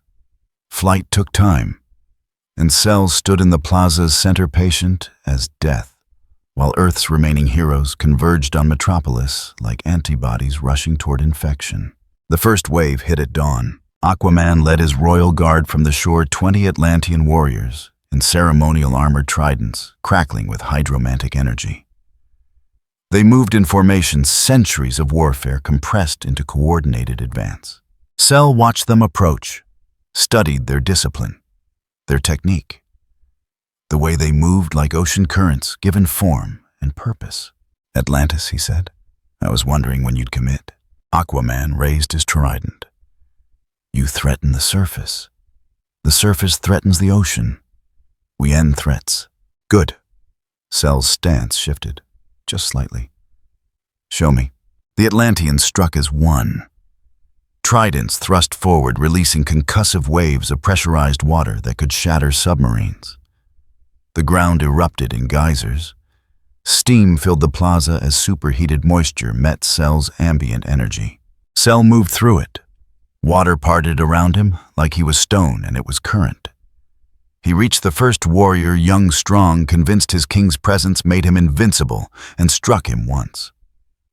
The warrior dropped. The formation adjusted, tightened.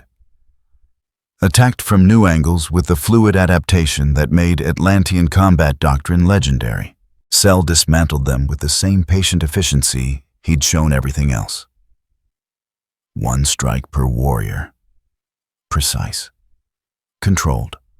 Not killing, just removing them from the equation with mechanical thoroughness.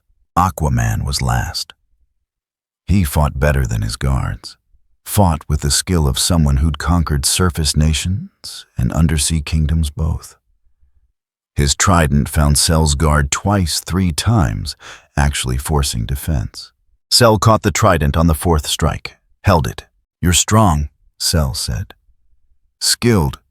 Everything a king should be. He pulled the weapon from Aquaman's grip. But strength has tears, and you've reached yours. He struck Aquaman with the flat of the king's own trident. The impact drove Aquaman into rubble, hard enough to crack Atlantean bone. Cell dropped the weapon, turned away. Behind him, the royal guard lay scattered like broken chess pieces. Aquaman struggled to rise, failed, and the ocean's greatest warrior understood what it meant to be overmatched. Black Adam arrived while Aquaman still struggled for breath. The champion of Kahndaq descended in a column of lightning that scorched the plaza's stone. When it cleared, Adam stood wreathed in electricity and ancient fury. Power of gods flowing through mortal vessel. The strength that had made pharaohs kneel. "I am not the Sea King," Adam said. Lightning arced between his hands. "I am the chosen champion of Shazam, and you will fall." Cell met his eyes. "Then show me why gods chose you." Adam attacked with everything.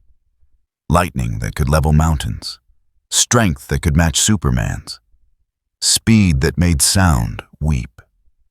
He fought with the savage joy of someone who'd spent millennia proving his worth to powers that didn't care. Cell matched him. Every blow, every burst of lightning, every desperate combination that should have worked because it had worked for 4,000 years. They traded impacts that cracked the plaza's foundation. Adam's fist connected a solid hit-clean technique, enough force to shatter steel, and Cell's head moved perhaps an inch.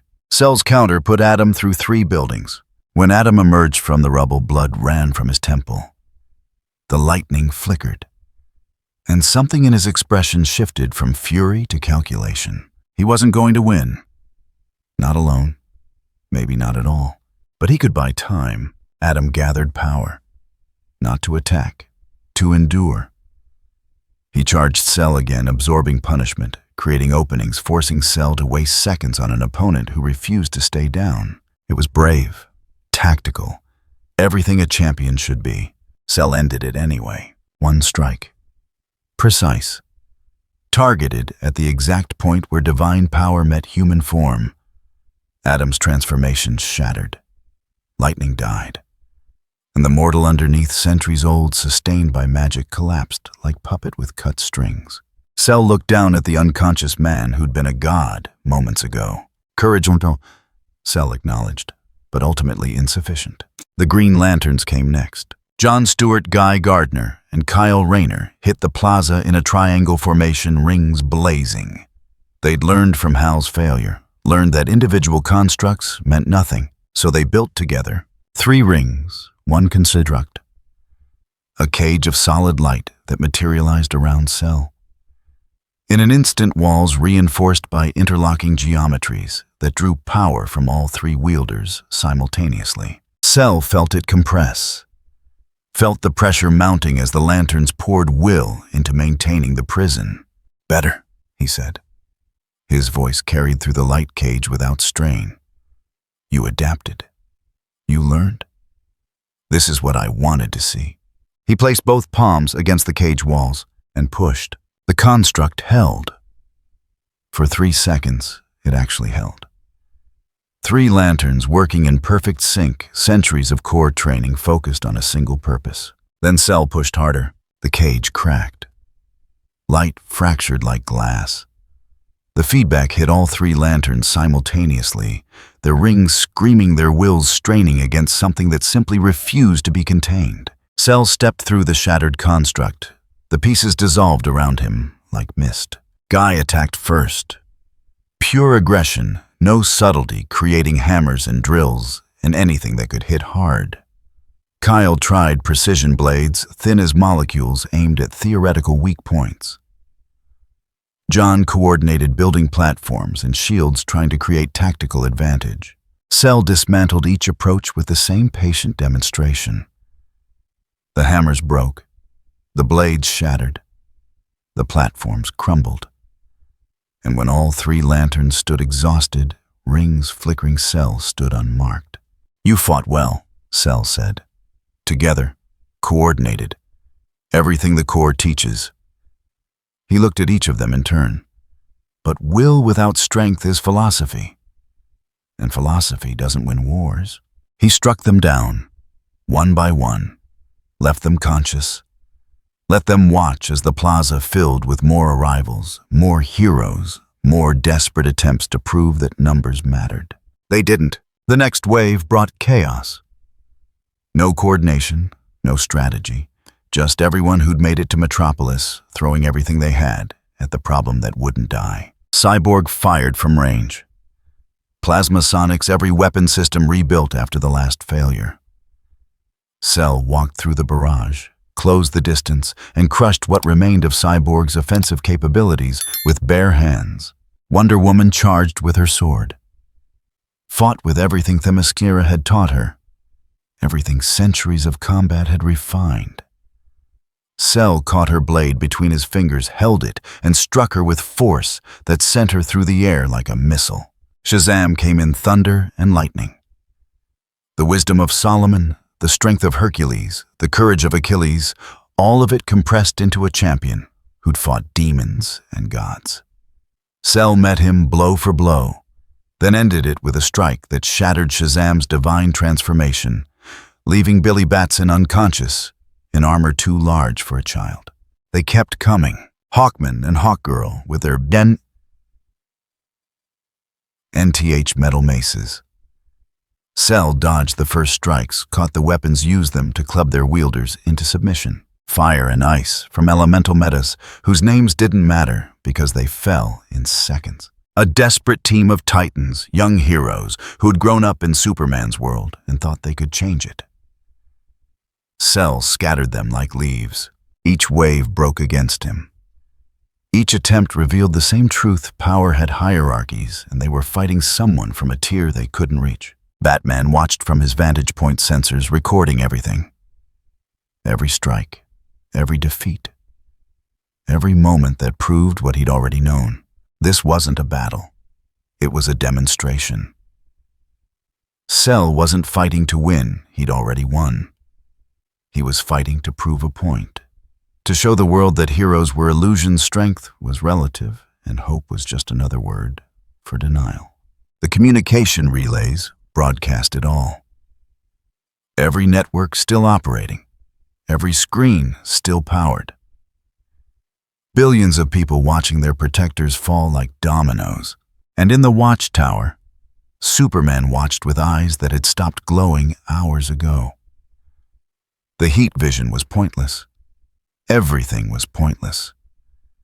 But the bodies kept piling up, and the math kept getting worse. "Sir?" The technician's voice was hollow. "We're receiving surrender offers, governments, militaries. 37 nations asking if negotiation is possible." "Tell them no." Superman's voice was dead. "We don't negotiate with terrorists." "Sir, with respect, Cell isn't demanding anything. He's just waiting." "Then we make him stop waiting." Superman moved toward the teleporter. Wonder Woman followed. They'd gone down twice already. Would go down again. But going down fighting was better than watching everyone else die first. The light swallowed them. They materialized in hell. The plaza was a graveyard of the living. Bodies everywhere, breathing conscious, but broken. Aquaman clutching ribs. Black Adam aged to dust. Lanterns ringless and shaking. Cyborg systems dark. Shazam crying behind his fallen champion's mask. And Cell standing in the center of it all, unmarked, waiting. "More," he said simply. "I need more." Superman's fists clenched. The rage that had driven him for 5 years, rage at loss, at helplessness, at a universe that took everything crystallized into something colder. "You want more?" Superman's voice was quiet, deadly. "Fine." He looked at Wonder Woman, at the last warrior still standing beside him. "No restraint, no mercy. Everything we have. Everything we've been holding back." Diana's sword was already in her hand. "It won't be enough. I know." Superman's eyes began to glow. "But it's all we have left." They attacked together. Superman's heat vision at temperatures that made air ignite. Wonder Woman's blade singing through space at speeds that created sonic shockwaves, coordinated assault from two beings who'd spent years learning to fight as one. Cell weathered it. Not easily, they were strong, skilled, desperate enough to be dangerous. But weathered it nonetheless. Superman pushed harder. deeper. The heat vision intensified beyond anything he'd used since Metropolis fell. Beyond anything he'd allowed himself since the day he decided control mattered more than morality. The beams cut through buildings, melted stone, turned the plaza's remnants into glass and slag. Cell stood in the center of it, skin darkening from heat but not burning, not yielding. He raised one hand, gathered ki, and he pushed back. The energy wave met Superman's heat vision mid-flight. The collision created light brighter than sun heat that made atmosphere scream. For a moment, the forces balanced. Superman's maximum output versus Cell's casual response. Then Cell pushed harder. Superman's heat vision bent, redirected, scattered like light through prisms, carving random destruction through what remained of Metropolis. One beam sliced through a building foundation. The structure groaned, tilted, began falling toward the plaza, toward the broken heroes scattered like debris. Superman cut the heat vision, moved to catch the building to stop it from crushing the people he'd led here to die. Cell was already there, one hand beneath the falling structure, holding it, suspended thousands of tons of steel and concrete with the same casual strength he'd used for everything else. He looked at Superman, at the Man of Steel caught between his attack and his conscience, at the choice Cell had forced press the assault or save lives. "See," Cell said quietly, "you still hesitate, still calculate acceptable loss, still pretend you can have both victory and virtue." He set the building down with controlled precision. "That's why you lose." Superman lunged. No technique, no strategy, just rage compressed into kinetic force. Cell caught him by the throat. "I could kill you," Cell said. He wasn't threatening, just stating fact. One squeeze. Kryptonian biology is remarkable, but it has limits. I could demonstrate them right now. His grip tightened fractionally. Superman's breath stopped. "But death isn't the lesson." Cell released him. Let Superman drop. "The lesson is that everything you've built, your regime, your order, your philosophy of necessary evil, only existed because nothing stronger challenged it." He turned away, surveyed the plaza full of broken champions. "I am the challenge. I am what happens when power meets power. And you are learning that all your choices, all your sacrifices, all the lines you crossed." Cell's voice was soft, final. "They were for nothing." Wonder Woman screamed. Battle cry raw with 5 years of compromise and corruption and moral erosion. She charged with everything left: speed, strength, skill, the desperate conviction that gods didn't kneel. Cell sidestepped, let her momentum carry her past, struck her between the shoulder blades. Diana crashed. The sword fell from her grip, and the last warrior of the regime understood what every other fighter had learned. Cell walked to the plaza's center, stood surrounded by everyone Earth had sent to stop him. They were all down, all broken, all conscious enough to understand what had just happened. 48 hours are up, Cell said. His voice carried across the silent battlefield, across the communication relays, across every screen still broadcasting. "I gave you time, gave you chances, gave you every opportunity to produce someone worthy." He looked at Superman, at the broken god trying to stand. "You failed." Cell raised both hands. Energy gathered gold and white and terrible. The same power that had erased 2 cities. Enough to finish Metropolis. Enough to end this. The world held its breath. "But I'm feeling generous," Cell said. The energy dispersed. "You have 12 more hours, one final chance. Bring me your absolute strongest, whoever you've been saving, whatever trump card you think will matter." His expression was calm, patient, completely certain. "Or I demonstrate what happens when generosity runs out." The light faded. Cell lowered his hands and stood there waiting, while broken heroes tried to remember why they'd believed anything could stop this. The Watchtower's command deck smelled like burnt circuits and desperation. Superman stood at the tactical display watching casualty reports scroll past. 37 metas hospitalized, 12 in critical condition. The rest broken, depowered, or simply too terrified to return. And Cell stood in Metropolis unmarked, waiting for something the Earth no longer had. 12 hours. The grace period ticked down on every screen. 11 hours, 47 minutes now. Then Cell would choose another city, then another until someone produced a champion worthy of the name. There's no one left. Wonder Woman's voice came from the medical bay doorway.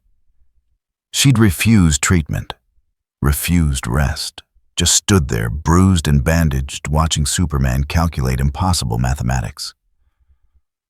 We threw everything at him. Everyone. He barely noticed. I noticed. Batman's voice cut through the command deck from the shadows near the door. He looked worse than Wonder Woman Rib's taped arm in a sling face showing the mottled purple of deep bruising. Cell was testing us, measuring responses, calibrating what each fighter could do before dismissing them. Testing implies curiosity, Superman said. His voice was flat, dead. This was a lecture. He was teaching us our place. Then we accepted. Batman stepped into the light. We evacuate the cities. We don't send anyone else to die. We what? Superman turned. His eyes were bloodshot. Hadn't slept in 60 hours. Hadn't stopped calculating since this started. Hide, run, pray. He gets bored and leaves before humanity is extinct. We survive, Batman said. Strategize. Find a weakness. Every system has... He walked through the Phantom Zone. Superman's fist crashed into the tactical display. The hologram flickered, died, reformed. He broke time itself. He dismantled divine champions and cosmic technology with his bare hands. What weakness, Bruce? What angle are you seeing that I'm not? Batman had no answer. For the first time in 5 years of insurgency and resistance, Bruce Wayne had nothing. Wonder Woman moved between them. There has to be something.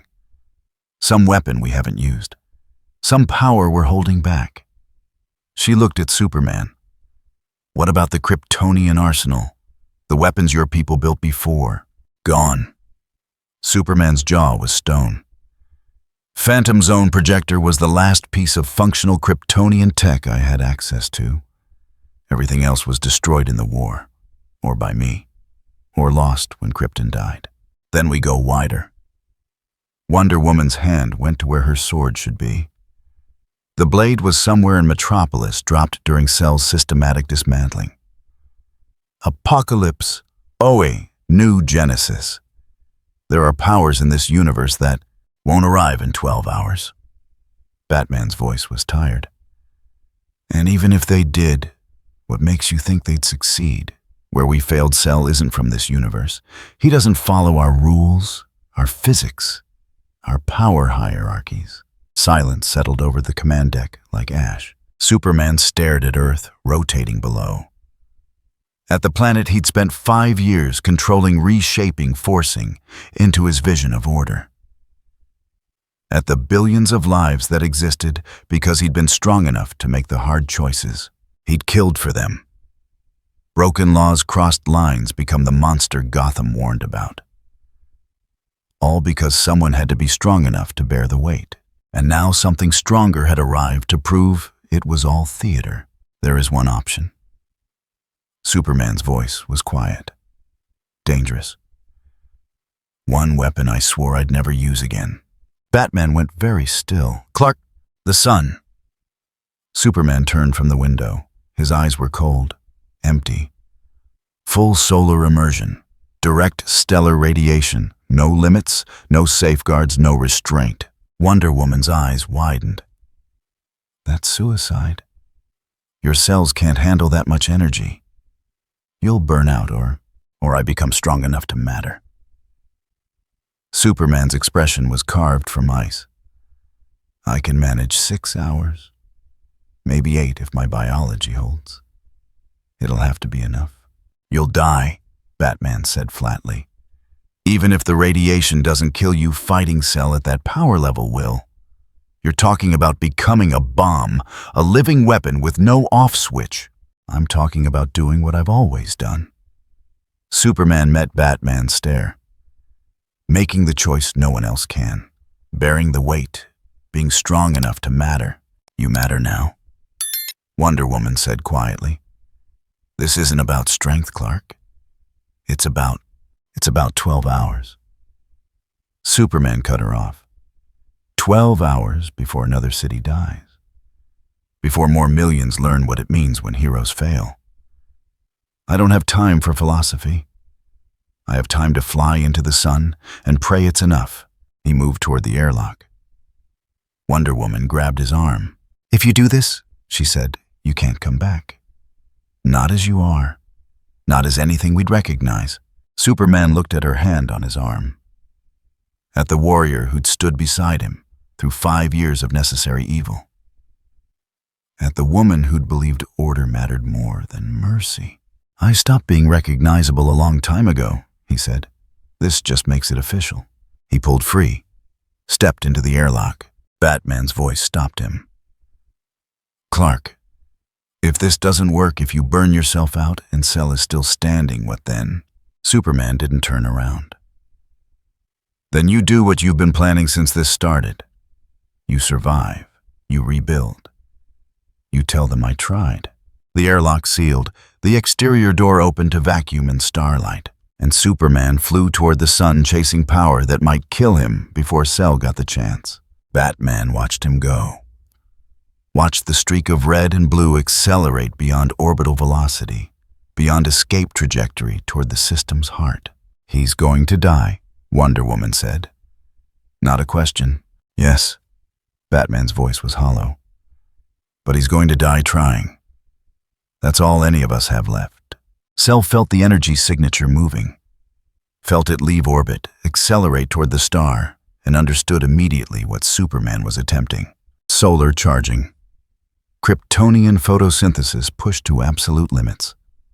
An act of desperation wrapped in determination, wrapped in the terrible certainty that nothing else remained. Cell smiled.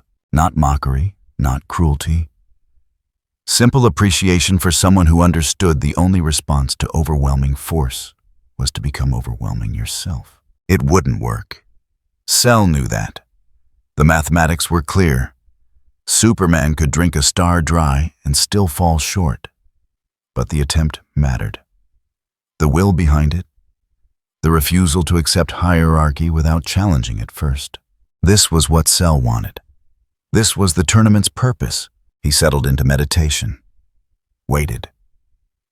Let Superman have his desperate gambit. The show was better when the performers gave everything. 6 hours later, every solar monitoring satellite screamed warnings. Not literal screaming. But every instrument pointed at Sol registered the same localized anomaly. Magnetic turbulence around a single point in the photosphere. Energy readings spiking in a concentrated zone barely larger than a human body. Solar wind eddying around something that shouldn't exist there. And at the heart of it, buried in the chromosphere, drinking radiation like drowning men drink air, a Kryptonian. Pushing his biology past every safety threshold evolution had built. Superman floated in nuclear fire and felt his cells remake themselves. Power crashed through him in waves. Each second brought energy equivalent to years of sunlight. His Kryptonian biology absorbed it, metabolized it, incorporated it into tissue that glowed from internal luminescence. It hurt. God, it hurt. Like every nerve was burning. Like his DNA was being rewritten in real time. Like he was dying and being reborn simultaneously. But the power kept coming, kept building, kept pushing him past every limit he'd known. He could feel it. Feel the strength multiplying. Feel heat vision hot enough to carve continents. Feel invulnerability dense enough to wade through tactical nuclear strikes. Feel speed that could circle the planet in heartbeats. Whether that was truth or the sun burning his sanity, he couldn't tell anymore. The line between power and delusion had melted somewhere in the chromosphere. For 6 hours, Superman drank the sun. For 6 hours, he became something beyond human, beyond Kryptonian, beyond the careful balance of power and control he'd maintained his entire life. He became what Cell had forced him to become, absolutely desperate and absolutely committed. When he emerged from the photosphere, he was burning, not metaphorically, actually burning. His body radiated golden light. His eyes were furnaces. The very air around him, ionized from proximity to something carrying stellar energy in human form. He looked toward Earth, toward Metropolis, toward Cell waiting in the plaza, and he flew. The journey took seconds. Atmospheric entry created a trail of fire across half the sky. When Superman landed in the plaza, the impact cracked stone and sent shockwaves rippling through ruins. The vitrified circle Cell had left earlier, the glass clock marking the last deadline shattered under the force. Cell opened his eyes, studied the figure standing before him. Superman looked different. Taller somehow, though his height hadn't changed. The glow made him seem carved from sunlight. Power radiated from him in waves, distorting air, making reality flex around his presence. "Impressive, sir," Cell said. He stood. "You found a way to close the gap. Solar immersion, maximum photosynthetic intake, pushed your Kryptonian biology to absolute limits." His head tilted. "You're stronger now than you've ever been." Superman's voice came out layered, resonant, like speaking through filters of energy. "Strong enough?" Cell considered. "Let's find out." Superman moved first. Not teleportation, just speed compressed into a single violent instant. One moment at the plaza's far edge, the next in Cell's face. His fist carried enough force to shatter mountains. Cell blocked it. The impact created a shockwave that leveled what remained of standing buildings. The sound barrier didn't break, it shattered. Windows across Metropolis exploded.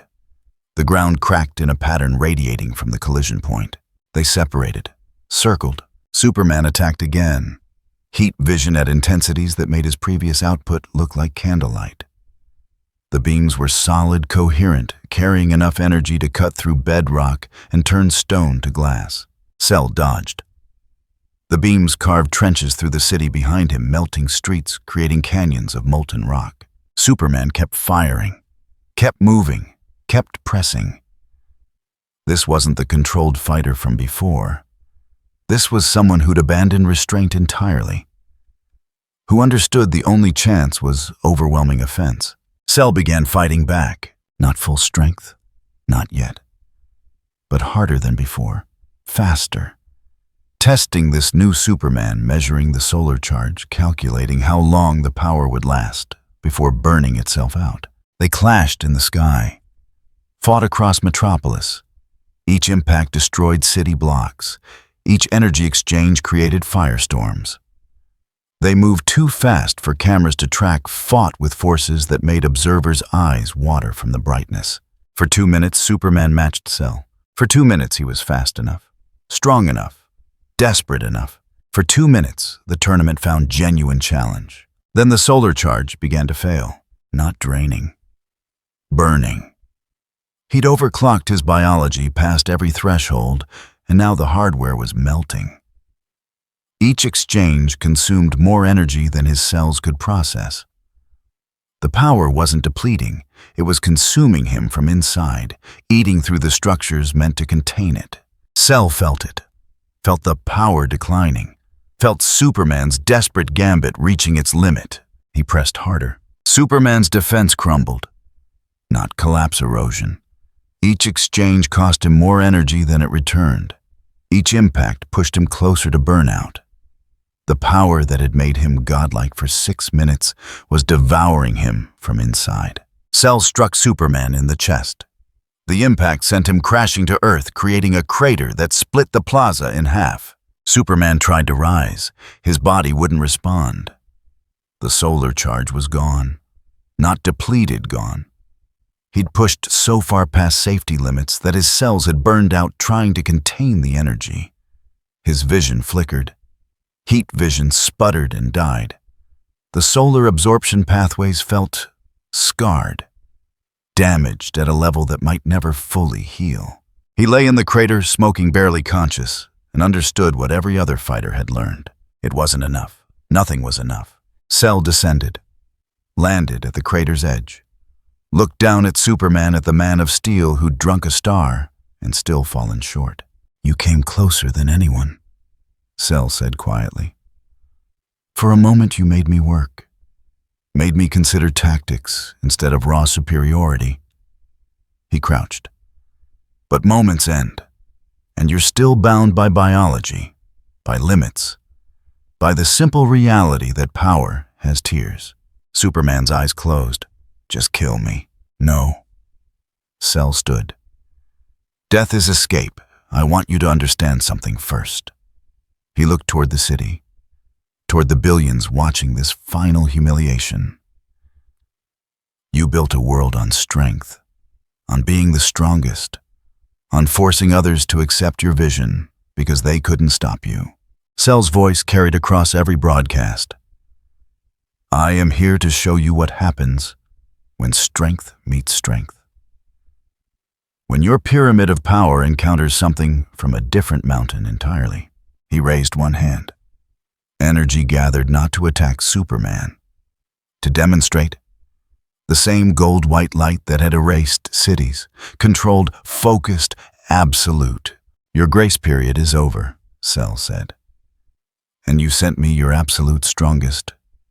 He burned himself out trying to matter. "So now," the energy pulsed, "now I'm granting you one final extension, 6 hours. Superman struggled to his knees. "Please, not another city. Take me instead. Kill me. Torture me.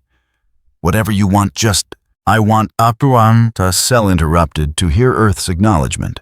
The word hung in the air like poison. Not surrender, not obedience, acknowledgement. Cell's expression was mild, patient, completely certain. A global admission that your order was never absolute, that your hierarchies are theater, that your power is relative, that your control is borrowed. He lowered his hand. The energy dispersed. "You have 6 hours to broadcast it. Global, unified, complete." Cell turned away from Superman. "Or I demonstrate what happens when patience runs out." Batman's voice crackled through Superman's communicator, weak, defeated. "Clark, we're watching. We understand the math." Superman lay in the crater and felt the weight of everything collapse. 5 years of necessary evil. 5 years of being strong enough to bear it. 5 years of believing control could save the world, if someone was just willing to pay the price. All of it rendered meaningless by 6 days of systematic demonstration. Cell walked back to the plaza's center. Where he stood, the concrete beneath his feet began to glow, vitrifying into a new circle, smaller than before, tighter, marking the final countdown.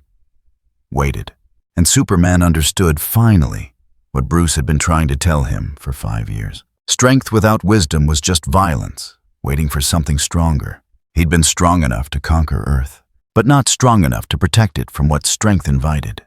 The lesson was complete. All that remained was accepting the terms. The world didn't sleep. 6 hours to produce a broadcast. 6 hours to decide if humanity would acknowledge what Cell had demonstrated, or watch another city learn the price of defiance. In the Watchtower's command deck, the decision was already tearing itself apart. "We can't." Wonder Woman's voice was hoarse. She'd been arguing for 3 hours.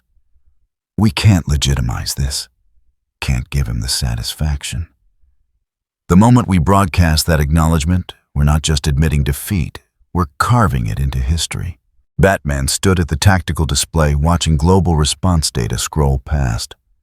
History is already carved. 3 cities erased. Hundreds of metas broken. Superman burned out trying to match something unmatchable. His eyes were hollow. The only question is whether we let pride kill more people. It's not pride. Diana's fist hit the console. It's principle. We bow to this, we're telling every dictator, every tyrant, every monster with power that might makes right, that Earth kneels when threatened. Earth already kneels, Batman said quietly. It's been kneeling to Superman for 5 years. Cell just proved the throne was always temporary. The silence that followed was acid. Superman sat in the medical bay, watching the same feeds on a smaller screen. His body was recovering, slowly. Kryptonian biology knitting itself back together with stubborn persistence. But the damage ran deeper than tissue. His solar absorption felt wrong, stuttering, like a machine with burned-out components still trying to function. He'd drunk a star and it hadn't been enough. The lesson was clear. The hierarchy was clear. Everything else was just humans arguing about how to frame their submission. "Sir," a technician's voice cut through the command deck. "We're receiving requests from planetary governments. They're asking if the regime will authorize them to broadcast independently." Batman's eyes narrowed. "How many?" 63 nations, more coming every minute. The technician's voice was carefully neutral. They're willing to make the acknowledgement, with or without regime approval. Wonder Woman's face went white. They can't. They don't have the authority to speak for. They have the authority to save their populations. Batman interrupted, which is more than the regime can claim right now. Diana turned on him. "You want this. You've wanted this since Cell arrived. Wanted the regime to fall. Wanted Superman humiliated. Wanted your righteous victory without having to fight for it. I wanted," Batman said, voice like stone, "to not watch cities die. But I don't get what I want. None of us do. We get 6 hours to decide if acknowledging reality is worth swallowing pride." The command deck's comm system crackled. Superman's voice weak but clear. "Do it." Everyone turned toward the medical bay feed. Clark Kent sat on the edge of a recovery bed, still in the remains of his uniform, looking like someone who'd aged a decade in 6 days. His eyes met the camera. "Broadcast the acknowledgement," Superman said. "Global, unified, everything Cell asked for." Clark Wonder Woman started. "I lost." The words came out flat. Final. "I tried everything. Pushed past every limit. Became something I barely recognize. And it wasn't enough. It was never going to be enough." He looked at his hands, at fingers that had held stellar fire and failed to matter. Cell doesn't want to conquer us, doesn't want to rule. He just wants us to stop pretending we were ever at the top of the food chain. Batman studied Superman's image, saw the resignation, the defeat that went beyond physical damage. "You're authorizing surrender," Batman said carefully. "I'm authorizing honesty." Superman's eyes closed. "For 5 years, I told the world I knew what was best, that my strength gave me the right to decide. That order required someone willing to make hard choices." He looked back at the camera. Cell proved all of it was based on being the strongest thing in the room. And I'm not. I never was. I was just the strongest thing that had shown up so far. He stood, slowly, painfully. "Broadcast the acknowledgement. Let Cell have his demonstration. Let the world see what happens when the pyramid meets the mountain." Superman's voice was quiet, broken. "And then we figure out how to survive what comes after." The comm cut. Wonder Woman stared at the blank screen. "He's giving up. After everything, he's just giving up." "He's accepting reality," Batman corrected. "There's a difference." "Is there?" Diana's hand went to where her sword should be. "Because from here it looks like we're teaching Earth that resistance is pointless. That power is all that matters. That Cell was right." Batman was silent for a long moment. Then, "Cell is right. About power, about hierarchies, about the fact that strength determines who sets the rules. He turned to face her. But he's also leaving. He said it himself, he doesn't want a rule. He wants acknowledgement. Once he gets it, he's gone. And if he comes back, then we deal with it when it happens. Batman's voice was tired. Right now, we have 4 hours to produce a broadcast or watch another city burn. I'm not letting more people die because we're too proud to admit we lost. He moved toward the communication station, began pulling up global broadcast protocols. Wonder Woman watched him work. Watched the last plan coming together. Watched Batman do what he'd always done, survive by accepting truths others refused to see. I hate this, she said quietly. I know. Batman's fingers moved across holographic keyboards. But hate doesn't stop deadlines. 3 hours later, every screen on Earth displayed the same image. Not Superman, not Batman, not any single leader. The United Nations General Assembly. Every nation with a seat. Every representative who could reach New York in time. They stood in the chamber, not seated, standing facing cameras that would broadcast to every network, every platform, every device capable of receiving signal. The Secretary General stepped to the podium. Her hands were shaking. 6 days ago, she began. An entity arrived on Earth, called himself Cell. Demonstrated power beyond our capacity to measure or counter. We sent our strongest, our best, every champion, every strategy, every weapon. She paused. Let the weight settle. We failed. Completely. Absolutely. And Cell gave us terms for continued existence. Acknowledge what he demonstrated. Acknowledge that our hierarchies of power are relative, that our strength is limited, that we are not the apex of anything except our own imaginations. Her voice steadied, hardened. This is not surrender. This is not submission to conquest. Cell has made clear he does not seek to rule. He seeks acknowledgement of reality. She looked directly at the camera. And reality is, this Earth is not the strongest civilization in existence. Our mightiest champions are not invincible. Our power does not grant us authority over the universe. She took a breath. We acknowledge this. Publicly, globally. We acknowledge that Cell demonstrated a tier of strength we cannot match. That resistance would only multiply casualties. That pride is not worth extinction. Another pause. This acknowledgement is not weakness. It is honesty. It is choosing survival over symbolic defiance. It is accepting that the universe is larger, stranger, and more dangerous than we pretended. The Secretary General stepped back. Other representatives stepped forward, one by one, nation by nation, each adding their voice to the acknowledgement. Not surrender, not begging, just recognition. The broadcast lasted 47 minutes. When it ended, 6 billion people understood what had been carved into their history. Earth had knelt, not to conquest, to truth. In Metropolis, Cell watched the broadcast from beginning to end. When it finished, he stood. The plaza was empty, except for him. The heroes had been evacuated. The city was silent. Even the cameras had pulled back, giving him space. Cell looked at the vitrified circle beneath his feet, at the glass countdown that had marked his ultimatum. The acknowledgement had come with 23 minutes to spare. Efficient, pragmatic, everything a survival response should be. He raised both hands. Energy gathered not to destroy, but to create. A rift formed above the plaza. Not the dimensional tear he'd arrived through, but something controlled. Precise. A doorway carved through space with the same patient skill he'd used for everything else. Cell looked back at Earth, at the planet that had provided exactly the demonstration he'd needed. They'd learned.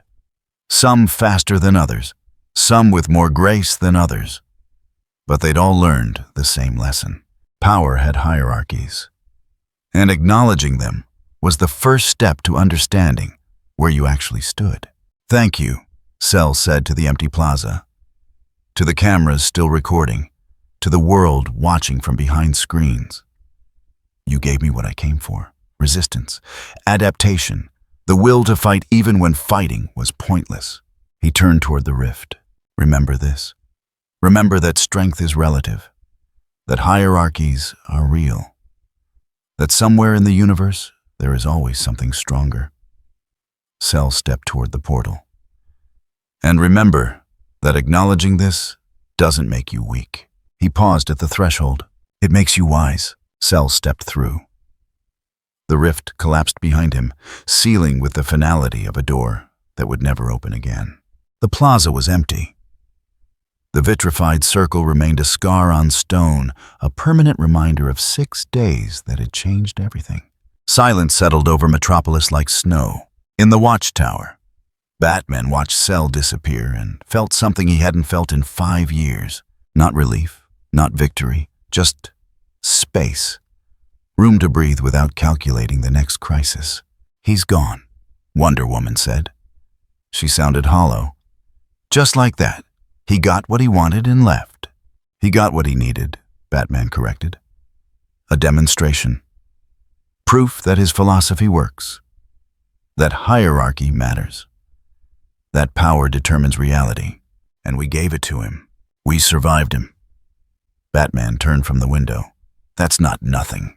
Superman appeared in the doorway. Walking unassisted now, but slowly. The solar burn was healing, but the scars remained. He'd never be what he was before. Might never be what he'd been after either. "It's over," Clark said. "Not a question. For now." Batman studied him. "How are you feeling?" "Like I drank a star and it burned me from inside." Superman's mouth twisted. "Like I spent 5 years building a pyramid and watched it mean nothing when something real showed up." He looked at both of them. "Like I need to figure out what comes next." Wonder Woman's voice was quiet. "What does come next?" Superman was silent for a long moment. Then, "Rebuilding. Without pretending we're invincible. Without pretending strength gives us the right to decide for everyone." He met Batman's eyes. "Without pretending we're gods." Batman nodded slowly. "That's a start. It's all we have left." Superman looked out at Earth, rotating below. At the planet that had acknowledged its place in a larger universe. "So we start there. And we see if we can be better than we were." He turned away from the window. Walked back toward the medical bay. Toward recovery that would take months. Toward a future without the certainties that had driven him for 5 years. Batman watched him go. Then looked at Diana. "The regime's over," he said quietly. "He knows it. You know it. The question is whether we dismantle it peacefully or let it collapse and kill more people in the process." Wonder Woman's jaw was stone. "You want me to help you tear down everything we built. I want you to help me build something better." Batman's voice was careful. "Without the pretense that strength gives us authority. Without the pyramid that Cell just shattered. And if something else arrives, something worse than Cell, then we face it honestly. Without pretending we're invincible. Without forcing people to accept our protection, whether they want it or not." Batman moved toward the door. "That's the lesson, Diana. Not that we're weak. That we were never as strong as we pretended. And pretending cost us everything." He left her standing at the observation window, watching Earth turn, trying to decide if acknowledging weakness was strength or just another word for giving up.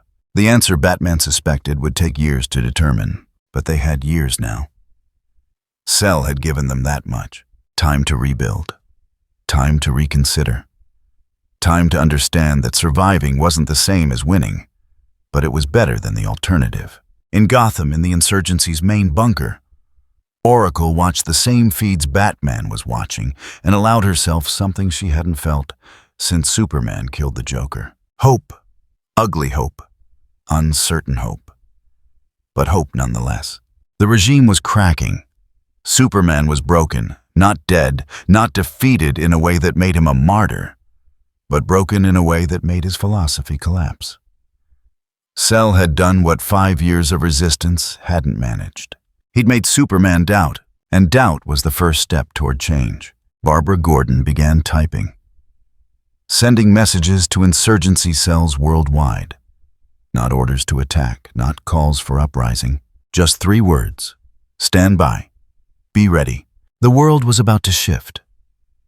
And when it did, the people who'd spent 5 years preparing for Superman's fall would need to be ready to build something better in the ruins. If they could, if anyone could.